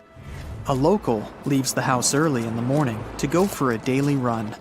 Music in his headphones, fresh cool air, and a scenic route are ideal conditions for a good workout. The jogger runs along the road on the coast of the Celtic Sea. There was a strong storm last night, and now the sea looks calm. The man runs along the top of a low cliff and notices a huge vessel. An old rusty cargo ship 250 feet long lies on the beach, right among the rocks. No people on board. It seems the ship has been here for ages, but the local is sure this vessel wasn't here yesterday. A little later, it turns out this is the same ship that the sailors from the HMS Protector saw 5 months ago, thousands of miles from this place.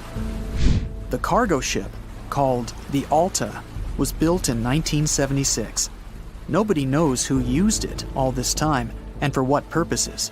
It's only known that in 2017, the ship was purchased by a new owner and marked with the flag of Tanzania. It's important to say that almost all cargo ships are equipped with AIS, Automatic Identification System, which is needed to track ship movements in the ocean. Since 2015, something strange started happening with the Alta's AIS. The ship disappeared from the satellites, then reappeared again. Over the past few years, this ship had changed several names and flags. It's not surprising that its AIS shut off and turned on numerous times. It's said that some of those who disable AIS on their ships do so to hide outlaw activities. The ship's captain, whoever it was, clearly didn't want to show the Alta's movements. As AIS showed in 2017, the ship had sailed near Greek port cities. The Alta made 12 stops in 3 such cities in different parts of Greece.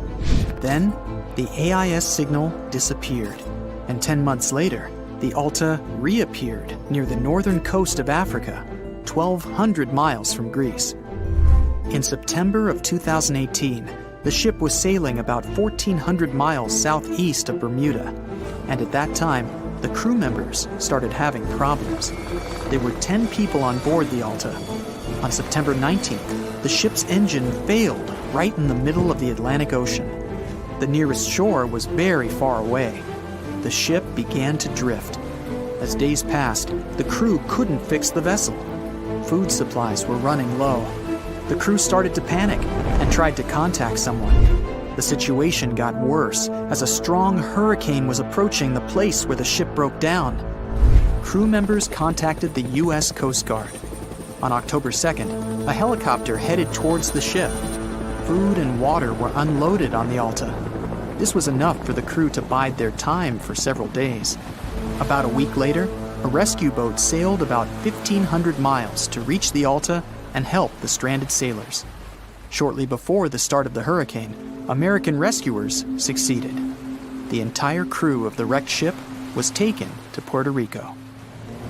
The Alta remained drifting in the ocean. After a while, another ship arrived to tow it to the coast of Guyana. Then, something went wrong again. The ship was hijacked. Who did it and why remains a mystery to this day. But then, for some unknown reason, the thieves decided to abandon the ship and left it to drift in the ocean. For almost a year, the ship's location couldn't be tracked. Then, in September 2019, the vessel was found by the British Royal Navy. How the Alta was able to cover the distance across the Atlantic and wash up on the coast of Ireland is unknown. An investigation has been launched in Ireland. It's necessary to identify the owner of the vessel and find a responsible person to take on the task of towing it. But no one has since been found. Once, an unknown person called the Irish authorities and introduced themselves as the owner of the ship, but didn't provide any evidence. Several barrels of oil were found on board the Alta. To dismantle the ship, the Irish authorities will need to spend about 10 million euros. Local residents are annoyed by the wreck too. Corroding metal is bad for the environment, and kids have already snuck on board and posted a video on the internet from inside the abandoned ship. The further fate of the Alta remains unresolved. It's still lying there. That ship sailed in the ocean for just 2 years. Now imagine if some other managed to drift for 38. In all that time, no one could catch this ship, and people still seek it. That vessel is called the SS Baychimo. It was a merchant ship owned by a Canadian trading company. In 1931, the ship got stuck in ice off the coast of Alaska. A strong snowstorm began. The team waited a week for it to end, but the storm only intensified. One day, the weather improved a bit, and part of the team was evacuated to the nearest city. Another part of the crew, with the captain, set up camp near the ship. The storm started again and didn't stop for a long time. The blizzard was so heavy that the ship's captain couldn't see beyond his arm's reach. Finally, when the storm was over, the captain saw that the ship simply vanished. He decided the Baychimo sank during the storm. A week later, the ship was found, drifting near the place where it was lost. The hull of the ship was damaged so badly that it was unsafe to sail on it. The captain decided to abandon the ship. However, it didn't sink. For the next 38 years, it was drifting at various points along the Alaskan coast. Several times, people climbed on the ship, including native Alaskan residents and a group of researchers. Attempts to save the vessel from the sea ended in failure. The salvage operations were hampered by drifting ice and bad weather. The last time it was seen was in 1969. The ship was frozen and blocked by the ice. In 2006, the government created a special project to find the Baychimo. However, in all these years, the ship still hasn't been found. Its fate is unknown. It's likely that the ship has finally found peace and is now lying on the seabed of the Chukchi Sea. Far out in the open sea on a perfectly calm day, a dot appears on the horizon. It grows in size as it gets closer, and soon you can see it's a ship. But when you look at it through the spyglass, chills go down your spine. The vessel is in perfect condition and its cargo is on board, but it's completely devoid of people, drifting listlessly along the current. That was what the captain of the Ellen Austin saw in 1881, and what brought his crew so many sorrows. In December of the previous year, the Ellen Austin, a big 210-foot-long ship, left the port of Liverpool to make its trip to New York. The ship was carrying a load of people hoping to find a better life in the New World.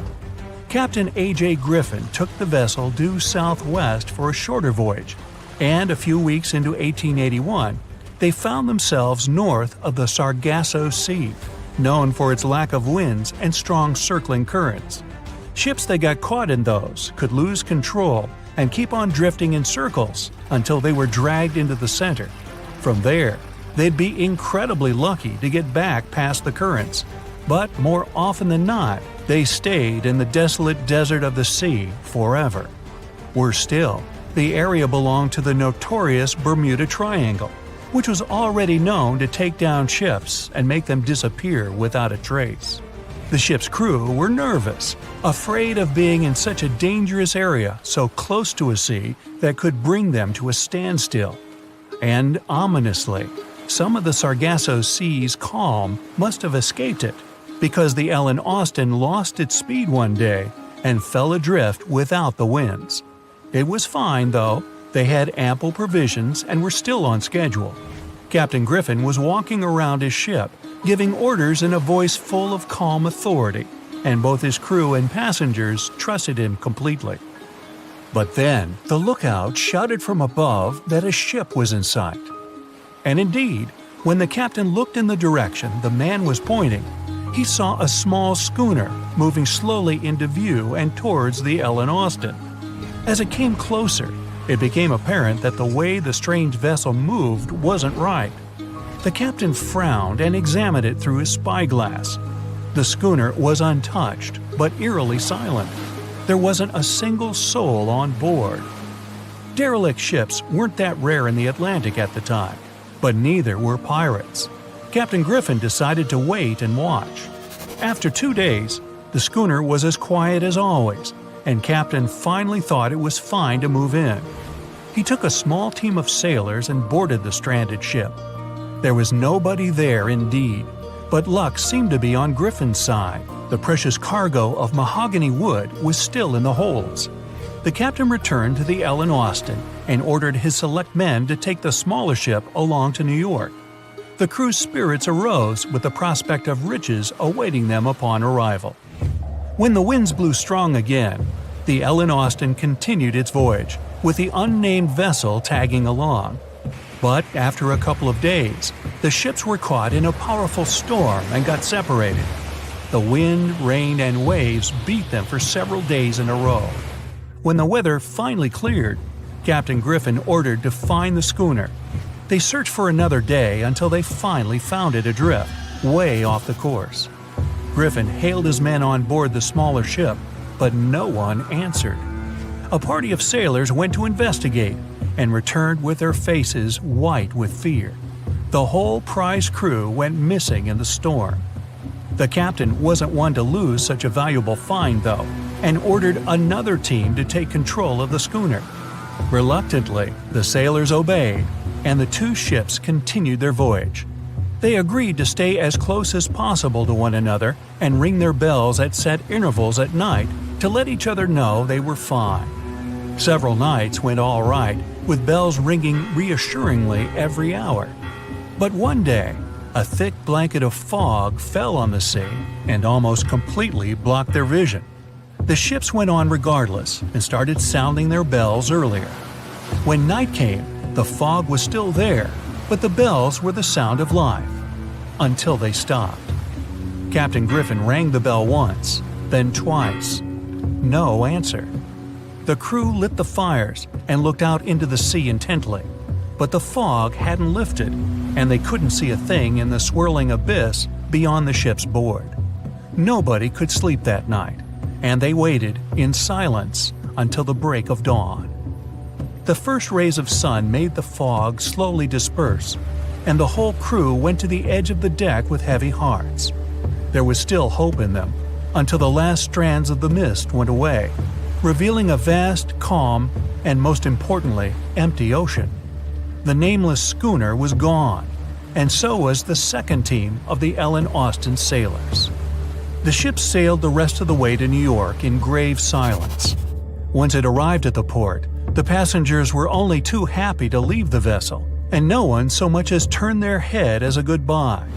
That was the ship's last voyage as the Ellen Austin. That same year, it was sold to a German shipping company and renamed Meta. No one ever found the derelict schooner or the sailors that went missing with it. And that would probably be the end of this mysterious and unresolved story, if it held at least a little bit of the truth. In reality, none of the enigmatic things in the narrative actually happened. The Ellen Austin did indeed leave Liverpool and headed southwest to New York, and its captain was really A.J. Griffin, taking people to the American continent. But from here, the story falls apart. First of all, the ship went way too far to the north to pass the Sargasso Sea so closely. There was simply no reason to make a detour so broad. Even though the westerly winds were strong, it was still faster to take them head-on than to go in a southerly direction. So the Ellen Austin was probably nowhere near the Sargasso Sea and the Bermuda Triangle. Secondly, The triangle itself has been proven time and again to be nothing but a work of fiction. In fact, it gained popularity in the middle of the 20th century, while nobody even thought of drawing a triangle in the Bermuda area before that. The mystery was popularized by science fiction writers and became a common myth, while no serious research proved it any more dangerous than other parts of the world's ocean. So the crew of the Ellen Austin weren't even aware of the Bermuda Triangle back then, let alone afraid of it. Thirdly, the whole story was told and retold by magazines and mystery-loving personalities with ever-changing details. It first appeared in a newspaper in 1906 and already had the date wrong. The article said the voyage took place in 1891 instead of 1881. Later, the story resurfaced in 1935 on the radio with the wrong name of the captain. It was Baker, not Griffin. The date was also off, saying the trip was taken in August 1881, when the Ellen Austin was already renamed Meta. The legend grew upon with other strange details, such as the ship's route from London to Newfoundland, which was never the case. But the final debunking came from the archives of Lloyd's of London, the marine insurance market that keeps all logs of trade and emigration ship routes. The documents there say that on February 1881, the Ellen Austin completed its cross-Atlantic voyage to New York without incident. Captain A.J. Griffin off-boarded the ship with all his crew hale and hearty and declared no loss of hands during the trip. The voyage took over 2 months because the ship had to fight strong westerly winds pushing it back towards Britain. The crew reported no strange encounters on the way, and the whole thing was as boring as could be. And even the passengers must have been smiling when they stepped on the American soil at last, unaware of the phony baloney story they were about to be a part of.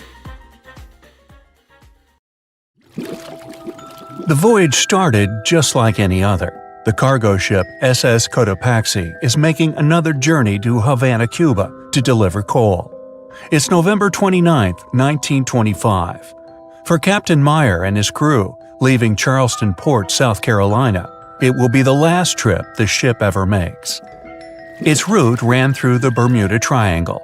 2 days into the trip, the Cotopaxi sent out a distress signal. It had got caught up in a strong tropical storm and turned over on its side.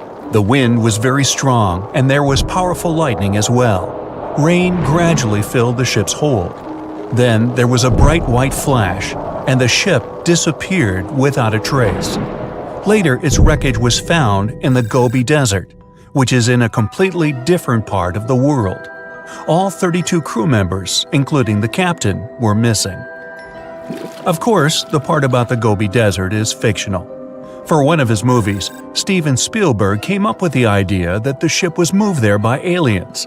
Still, in real life, the ship was never found, and its crew really did disappear.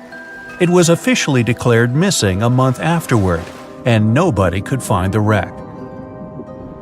It seems like a classic case of mysterious things going on in the Bermuda Triangle. But most mysteries are solved sooner or later. In 2020, the Cotopaxi was found. A man named Michael Barnett had moved to Florida to study shipwrecks off the coast. One wreck in particular really caught his attention. It was much larger than the others, and the locals called it the Bear Wreck. It was about 40 miles from St. Augustine in northern Florida, but no one had ever managed to identify the rusty hull. So Michael started to do some detective work. He measured the size of the shipwreck and started working through all the information he could find. He researched hundreds of old newspapers, leafed through insurance records, and looked at artifacts found on the wreck. After hundreds of hours of hard work, Michael was sure it was the Cotopaxi. But a few years before, there had been a rumor that the same ship had been found off the coast of Cuba. The Coast Guard found the wreck of a cargo ship about the same size that looked a lot like the one lost in 1925. Michael was sure they were wrong, so he teamed up with some science journalists and kept investigating. Soon they discovered something that seemed to confirm Michael's belief. Divers found brass valves with the letters SV on them in the wreckage of the ship. Michael suggested these initials referred to Scott Valve Manufacturing Company. The headquarters of this company was in Michigan, not far from where the Cotopaxi had been built. The company had probably supplied parts for the Cotopaxi, so the puzzle seemed to be solved. The bear wreck was really the missing cargo ship. But Michael still needed to work out why the ship had sunk. Did something mysterious really happen to the Cotopaxi in the Bermuda Triangle? Later, Michael found the testimony of the ship's carpenter among some old papers. The carpenter claimed that the hatches covering the coal on the ship had been in a terrible condition before it sank. Repair work on the covers wasn't finished before the crew got the order to sail to Cuba. So if the hatch covers were still broken during the trip, water could have easily gotten on board. This water probably flooded the hold during the tropical storm. This was the real reason why the Cotopaxi went down. There was really nothing mysterious about it. It was just a mistake made by ordinary people. But this is just one example out of dozens, or even hundreds, where ships and planes have gone missing in the Bermuda Triangle. We still can't explain some of these incidents. It seems like there really is something weird going on there. One of these strange events happened in 1948. A passenger jet was headed for Miami from San Juan, Puerto Rico. It disappeared in the same area as the Cotopaxi. The 32 people on board vanished without a trace. The weather was clear throughout the flight, but experts think that when the plane was about 50 miles from the coast, it could have been hit by a strong wind that knocked it off course. Years later, a similar plane was found in the area of the Bermuda Triangle, but because no one could work out the registration, it was impossible to say for sure if it was the same one. Something even stranger occurred not long before, in 1945. 5 planes went missing all at the same time. Some trainee pilots were practicing their navigation skills, but when they'd finished, it seems they couldn't find their way back home and disappeared. Many people assumed they just ran out of fuel. This seems likely, but still, the circumstances were really strange. The trainees were being supervised by an experienced pilot who had 2,500 hours of flight time. He would never have let a group of newbie pilots get that far away from their base. Even now, people still debate what could have happened. Some insist the pilots ran into something supernatural out there in the Bermuda Triangle. But who knows? And here's another freaky thing that happened there which no expert has been able to explain: time travel. In 1970, Bruce Gernon was flying a plane from Andros Island to the Florida coast. When he was at 11,500 feet, a giant cloud appeared in front of him. It kept getting bigger and bigger, and he had no choice but to fly through it. As soon as he did, the plane was surrounded by darkness. It was as if the day had turned to night in a split second. Suddenly, Bruce began to see white flashes of light around him. They were so bright that they lit up the entire sky. But they weren't lightning bolts, although he couldn't really explain what they were. The plane continued through the strange cloud for almost a half an hour. Bruce noticed that the cloud changed shape during this time. The space around the plane turned into a tunnel. Then the tunnel started narrowing. Bruce became really tense as he tried to cope with the plane's controls. All his instruments and navigation equipment were going crazy, and the electronics stopped working. Then, a white light appeared at the end of the tunnel. Just like in the movies, the plane escaped the closing cloud tunnel at the very last second. Everything was fine, but now Bruce found himself in some white fog. He had no idea where he was. Then he managed to contact ground control. He was shocked when he learned that his plane was already in the airspace above Miami. It seemed that something impossible had happened. Bruce was meant to cover a distance of about 250 miles during the flight. This usually took 1.5 hours, but he had managed it in just 47 minutes, almost 2 times faster than normal. When Bruce landed, he went to check the amount of fuel left in the tank. It turned out he'd used up a lot less than the normal amount of fuel as well. Could there be a logical explanation for the time-traveling plane? Well, records show that a large number of sunspots were detected on the surface of the sun that day, and there was a strong solar wind. This could easily have made the electronics and devices on the plane go crazy.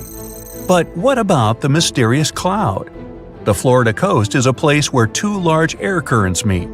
One has a high pressure and the other is a low pressure one. This causes a lot of storm clouds in the area.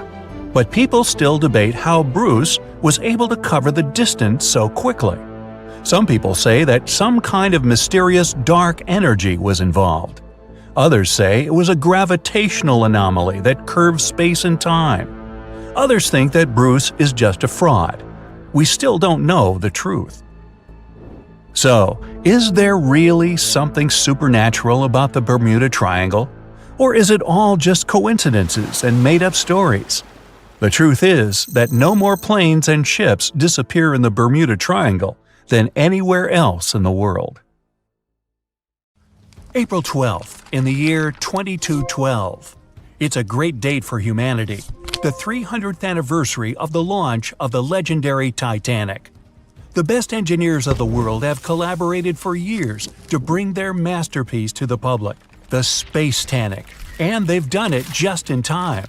The glorious spaceship is waiting in its harbor under the limelight, photographed by thousands of people. The trip was scheduled for April 12th, just like 300 years ago. Finally, the big day has come. The passengers are going on board the most magnificent spaceship of the time. They call it Unbreachable.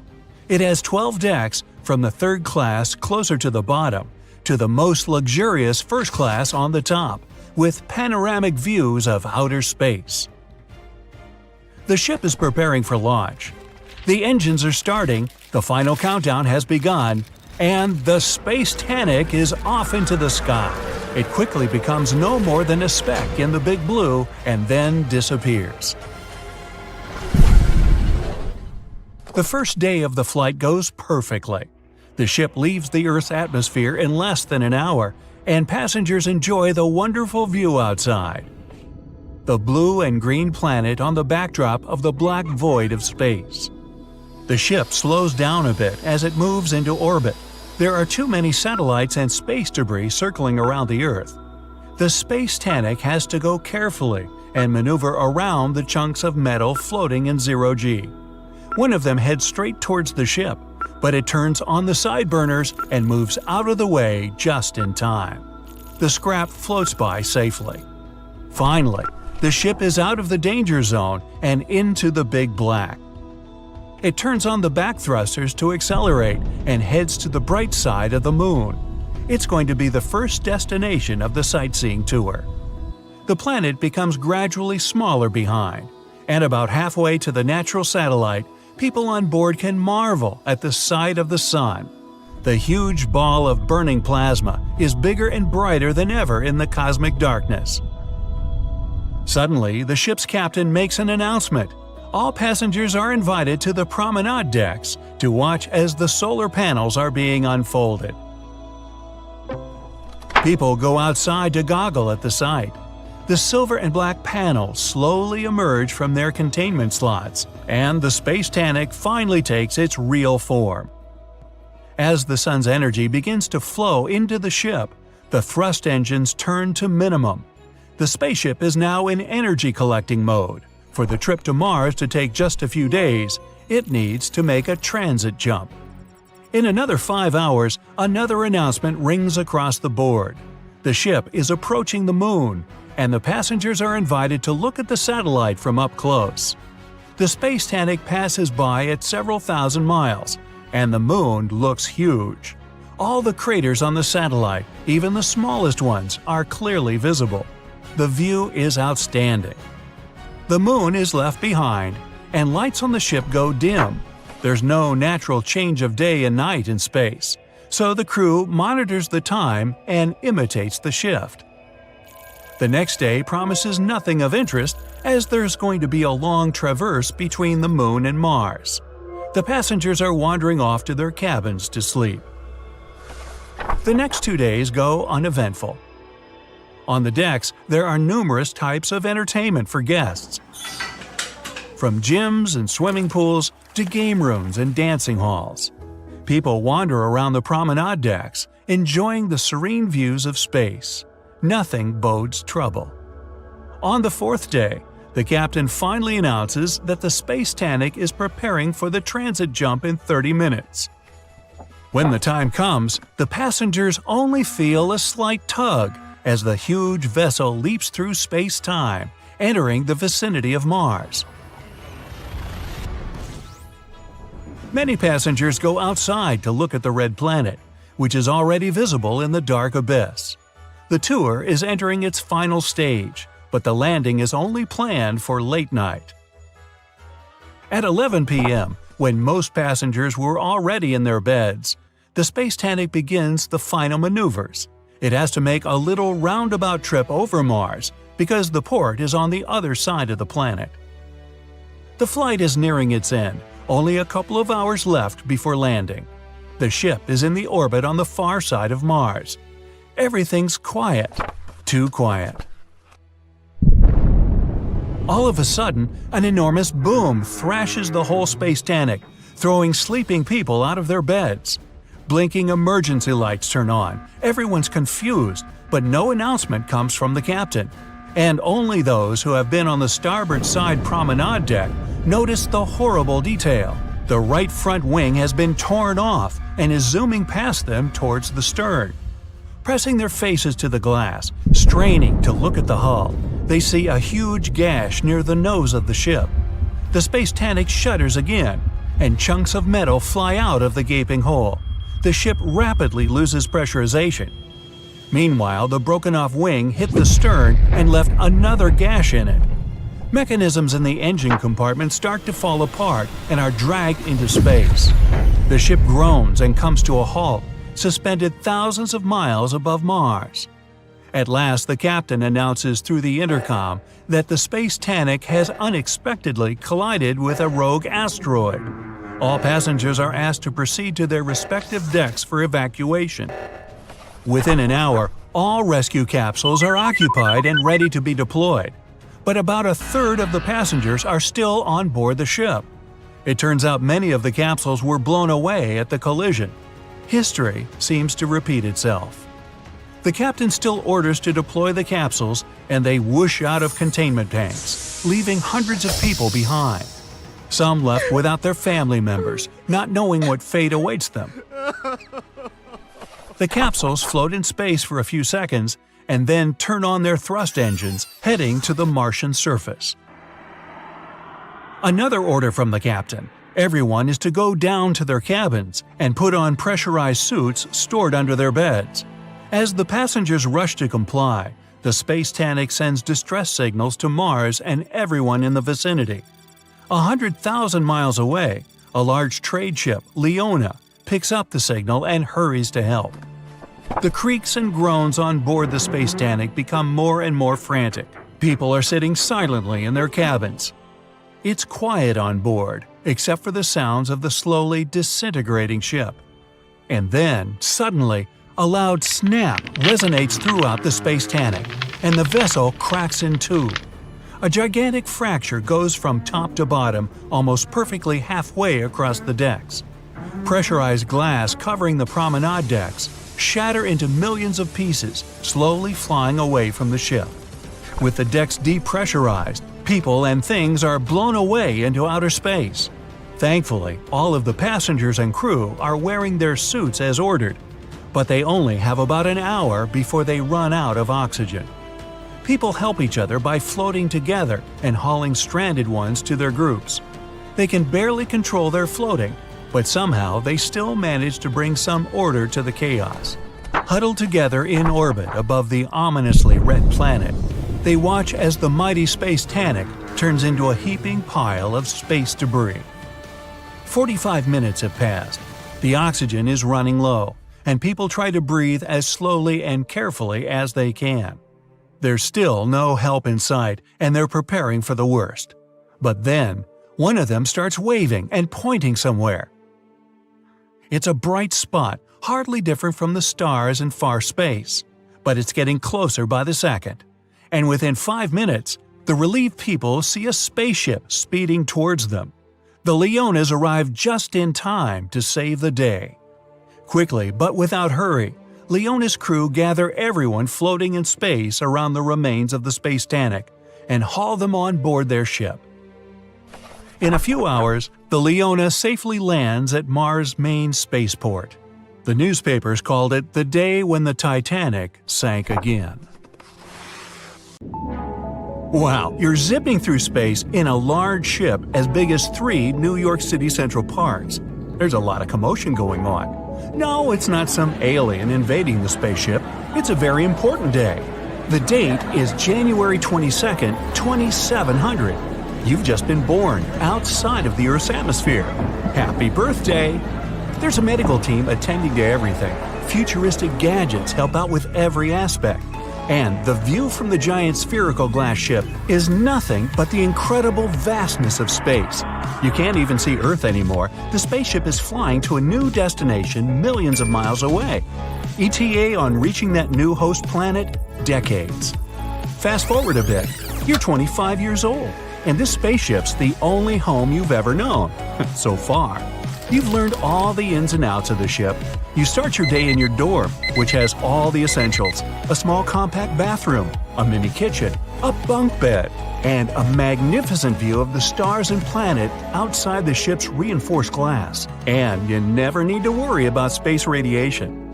The ship has an everlasting magnetic shield that reflects space radiation, so it doesn't seep its way onto the ship. Otherwise, there'd be big problems. The ship was designed to have artificial gravity. Astronauts normally lose 1 to 2% of their bone density every month they're up in space, since they're just floating around all the time. But now, I mean in the future, in deep space travel, they're able to solve this problem. You make your way out of your dorm and see a wave of fellow crew members making their way to work. They're all gliding through on their advanced mini hoverboards, and everyone's wearing different colors, a space-age uniform. Yours is blue, so you hop on your board and join the blue wave. You get to the underpass of the space transport and begin your work. As an engineer on board, your job is super important, maintaining the ship and keeping it running. But something's wrong. Numbers are flashing all over the panels, and the dreaded red light won't stop blinking. You alert your coworkers, but they don't know what's happening either. Quick, you keep checking the logs and all the complicated equations, but nothing adds up. Panic starts to spread throughout the ship. The hair on your arms is standing on end. You try to click on as many buttons and switches as you can. The buzzing keeps getting louder and louder. The light is flashing brighter. Some of your colleagues make a break for it, and you're all alone in the red room. Suddenly, finally, your supervisor rushes down to help. After a while, the two of you figure it out. Whew, that was close. You still have a lot to learn about managing the ship. Since your early years, you were assigned to work as an engineer. You were great at physics, chemistry, math, all those sciencey things. It's just another day in the office. But on this ship, you may make captain one day. After work, you get a call from your friends wanting to hang out. And when I say call, I mean a phoneless device that lets you communicate with anyone while seeing all their info through a hologram projection that only you can see. You can also use it to listen to old tunes from Earth. Pop music has now become classical music, and movies are now 3D projections of your own imagination. You make your way out of the underpass and go up to the Space Plaza. That's where everyone hangs out when they have time off. Some cafes, restaurants, a barber shop, even an ice cream parlor. You've never hung out anywhere else. The space transport is essentially a small city which has all the important things society needs. That includes a biosphere full of animals and plants from different climates on Earth. Many tropical forests, many deserts, many rainforests, you name it. The biologists on board make sure to keep it all healthy so you feel like you're at home. Not that you've ever set foot on Earth. You enter the wild savanna and see some gazelles galloping around. A few wildebeest seem to be rummaging around, and a small pack of lions are on the prowl. In the jungle, you feel the humidity and the thick leaves and bushes all around. Some mountain gorillas are playing, and there are little tree frogs here and there. And lurking in the trees, making its way down for a sip of water, is a jaguar. Over in the dry desert, you see some roaming camels, a little rattlesnake slithering its way out of the heat, and some little scorpions crawling around in the sand. You learned a whole lot of biology these last 25 years. You know all about Earth, but you've never been there. Weird. After the tour of nature's habitats, you hear an announcement on the PA. It's the captain. The new planet is hours away, earlier than anticipated. Everyone assume positions for landing. Everyone on the ship rushes to their dormitories, except the key crew members needed to run the ship. You strap into your bunk bed that turns into a seat with fancy interstellar seatbelts. You look out your window and see a blue dot in the distance. It gets bigger and bigger, and it looks a whole lot like Earth, from far away at least. That didn't take all that long, only 25 years. Wonder what's going under the hood of that spaceship. You look back at your life in space, knowing this first part of it is coming to an end. It's kind of like living at the South Pole. At the bottom of the world lives a small community of scientists who work between winter and summer doing all kinds of research, from climate and geology to meteorology and astronomy. Their lives must be similar to living here in outer space. They have their own bunkers, scientific labs, and even recreational rooms for sports and music. The nature on the planet you're approaching is unlike anything on Earth. Tropical trees soaring higher than the highest skyscrapers. Oceans that are so wild, there are hurricanes that last for years, just roaming about. The pilot announces the landing. It's all good. Time to get to work. You unstrap yourself and head outside to see the new planet for yourself. Walking on land feels like arriving on a new planet. The humidity is thick and the wind is warm. The ship landed on the tropical side of the planet, where studies show is the best place to begin a brand new settlement. It's not going to be easy. Humans usually begin new settlements next to lakes and rivers. Think of the Mesopotamians, the ancient Egyptians, the Aztecs. The list is endless. They began as small settlements until they grew to be fully functioning mega-civilizations. By trading and exploring, they were able to advance their technology, learn new languages, and discover awesome cooking recipes. Hey, I could go for some pasta and sushi right about now. According to scientists, being born in space could alter the way humans look. Human heads could be bigger within thousands of generations. Who knows? There's no way to simulate it on Earth. We can even have different new skin colors, since we would need more melanin, that pigment stuff that protects us from sun radiation. Being closer to the sun or any hot burning mass of fire might mean we'd produce more or different kinds of melanin to protect us. We might turn dark brown, purple, gray, or even green. We'd have to wait a couple of million years to find out. And with no gravity, humans would have to get used to having a lower bone density, kind of like birds have. That means we'd probably be weaker than our old Earth human selves and have some slightly odd physical things going on. Gravity is essential for our balance, and mobility is one of the key factors for human survival. So, without gravity, we'd most likely have exoskeleton suits for walking and running, or taking out the trash. Now, nothing like this is going to happen for a very long time. They're still brainstorming how to bring someone into this world, or out of this world. Technically speaking, outer space is considered to be 62 miles above sea level from any continent on the world. Beyond that, endless possibilities. Cats have long since been mascots bringing good luck to ships. Sailors brought their furry friends on board to up their chances of sailing safely across unpredictable waters. But this story is about the first cat ever to bring good luck to an airship. In August of 1910, Walter Wellman, an American traveler, aeronaut, and journalist, decided to take an air trip across the Atlantic, something not yet achieved by anyone. Unfortunately, he had to delay his journey until October for the airship, dubbed America, to be fully ready. And thus, Wellman and his 5-man crew got on board the craft on October 15th in Atlantic City, New Jersey. Just before leaving the hangar, though, one of the crew members noticed a stray cat dozing off in the corner. With a mischievous grin, the man swooped upon the tabby and took it in his arms before the animal could protest, which it did, loudly.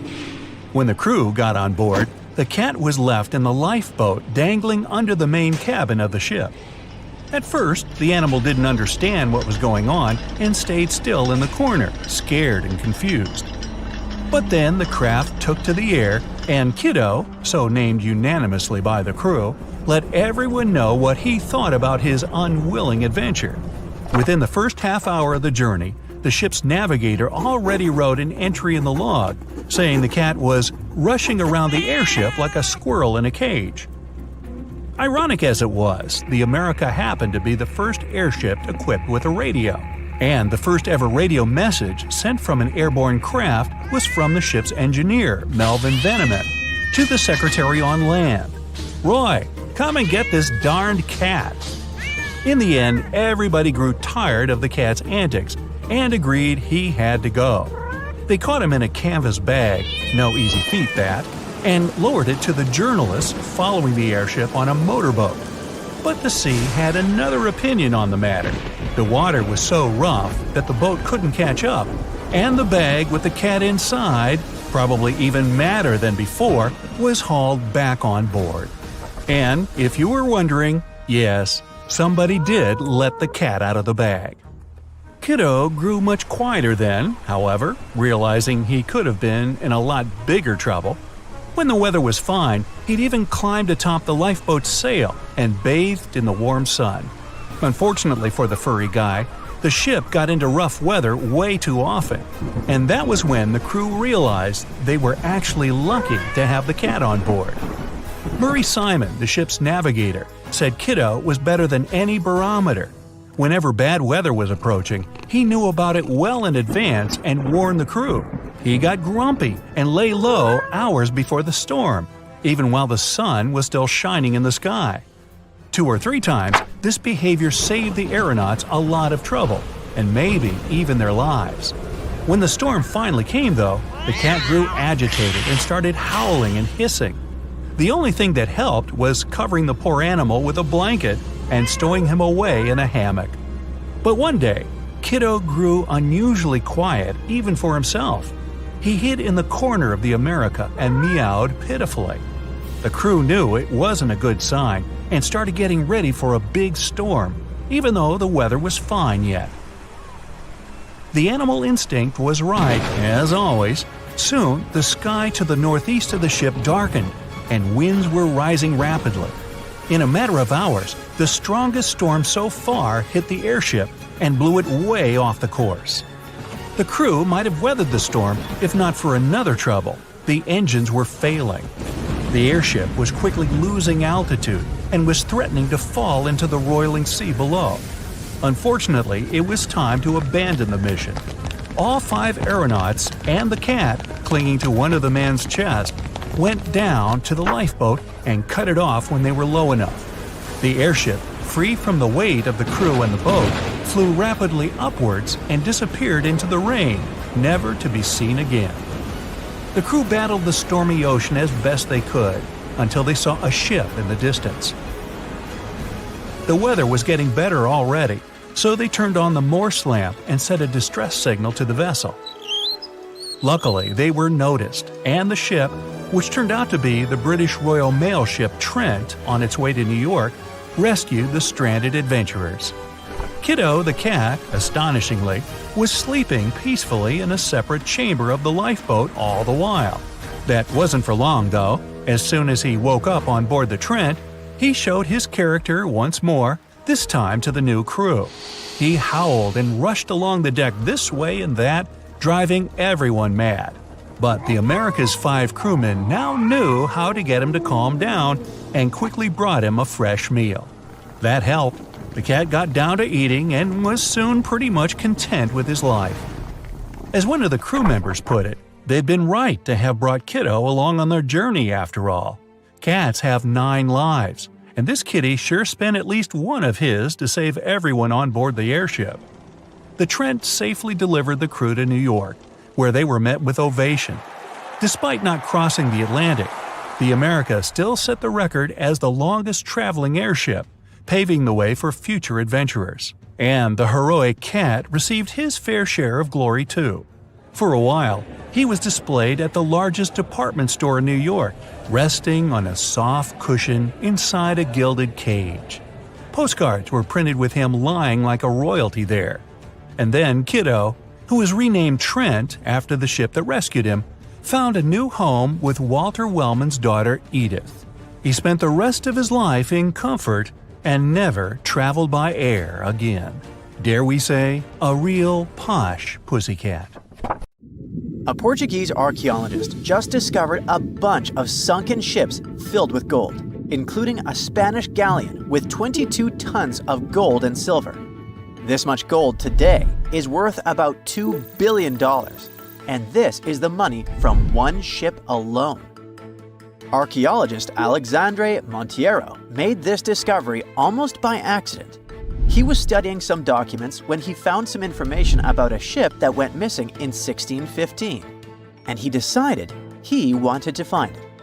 After many years, Alexandre found not just this specific ship, he actually discovered 8,620 shipwrecks in the waters of Portugal alone. Out of this number, 250 are gold-filled shipwrecks, a discovery that would make any Jack Sparrow shake in his boots. Most of these ships went down for boring reasons like the weather, but sometimes they were destroyed in battles, which may or may not have been super epic. They were carrying gold and other treasures from the New World to Europe, and of course, everyone wanted a share.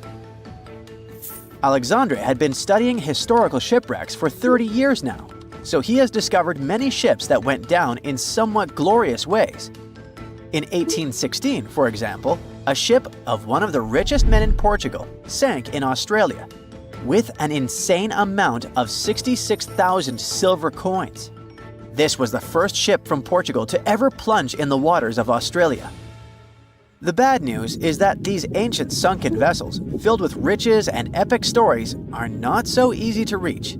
They're deep down in the ocean and covered by sand. You could still try, but that would be stealing part of a country's history, and you wouldn't want to be that person, would you? Naturally, Portugal was not the only country that explored the seas back then. The coast of Europe is packed with sunken ships filled with gold. In fact, there are about 1 million historical shipwrecks underwater right now, and the treasures abandoned under the sea might be worth around $60 billion. It's an insane amount of money, but let me tell you that these gold-filled sunken ships aren't really worth the hassle. There are many stories of maritime treasure discoveries that turned into insane lawsuits and even long jail time. Our first story starts in 1746, when a violent storm crashed a ship called Prince de Conti near an island in Brittany. The ship was filled with tea, ceramics, and 100 gold ingots. Of course, the owners of the ship tried to save the loot, but if it's not easy now, imagine how it was back in the 18th century. It took more than 200 years for the vessel to be found. It finally happened in 1975, when a group of French men discovered it and decided to take pretty much every valuable thing they could find. Now, I said these things were not worth the trouble for a reason. In France, if you find anything that can be historical, you must declare it to the local authorities within 48 hours. Fail to comply, and you will be committing something known as a crime. To be fair, our French friends here did declare their findings, but only the corroded cannons from the ship. And the gold? Well, they sold it. Obviously, because each gold bar is worth between $125,000 to $231,000. It took French authorities almost 50 years to retrieve the stolen gold, and they didn't retrieve all of it. Part of it was bought by an elderly couple living in Florida, and the crime is so serious they were charged for connection with money laundering, organized crime, and the trafficking of cultural goods. The poachers also sold some gold ingots to the British Museum collection. Now, let's go back to the 1850s, when a steamer called SS Central America traveled from Panama to California and back again. This was during the California Gold Rush, a time when 300,000 people moved to California to dig for gold. Because the travel route was not easy breezy, people needed to carry their gold around on big ships. This is where our friend SS Central America comes in. In 1857, the ship had 578 people on board and about 10 tons of gold. Very few survived, and around $100 to $150 million in gold went down with the ship. All of this explains why in 1988, a group of investors from Columbus decided to finance a research project to find this ship. The research was led by a guy named Tommy Thompson. Tommy was really crazy about the idea of finding this sunken ship filled with gold. It took him years to find the exact location of the SS Central America, especially because the ship was 7,500 feet beneath the surface of the Atlantic Ocean, and retrieving it required a lot of fancy tech. A group of 161 investors paid for his adventure, but it goes without saying that they were not doing this out of love from their hearts. They invested $12.5 million in this project because they were expecting to earn at least 10 times more. But since life is not all sunshine and rainbows, 39 insurance companies sued the research team as soon as they retrieved the gold. Back when the ship was up and running, these companies insured the cargo of the SS Central America, and when the cargo was finally retrieved, more than 100 years later, they wanted to be compensated. They said it was not their job to retrieve it, but that doesn't mean they abandoned it. This crazy talk didn't stick, and 92% of the gold was given to the research team. The plot thickened when the investors were scammed by none other than Tommy Thompson, who fled with $4.16 million. He also had 500 gold coins, but he's not telling a soul where they are. Nonsense like this is the reason why most countries have rules to protect cultural properties. And yes, sometimes shipwrecks can be a cultural property. Obviously, there are many maritime treasure discoveries that happen without breaking any laws. The SS City of Cairo, for example, was a steamship that submerged in 1929 with 2,000 boxes of silver coins weighing 122 tons.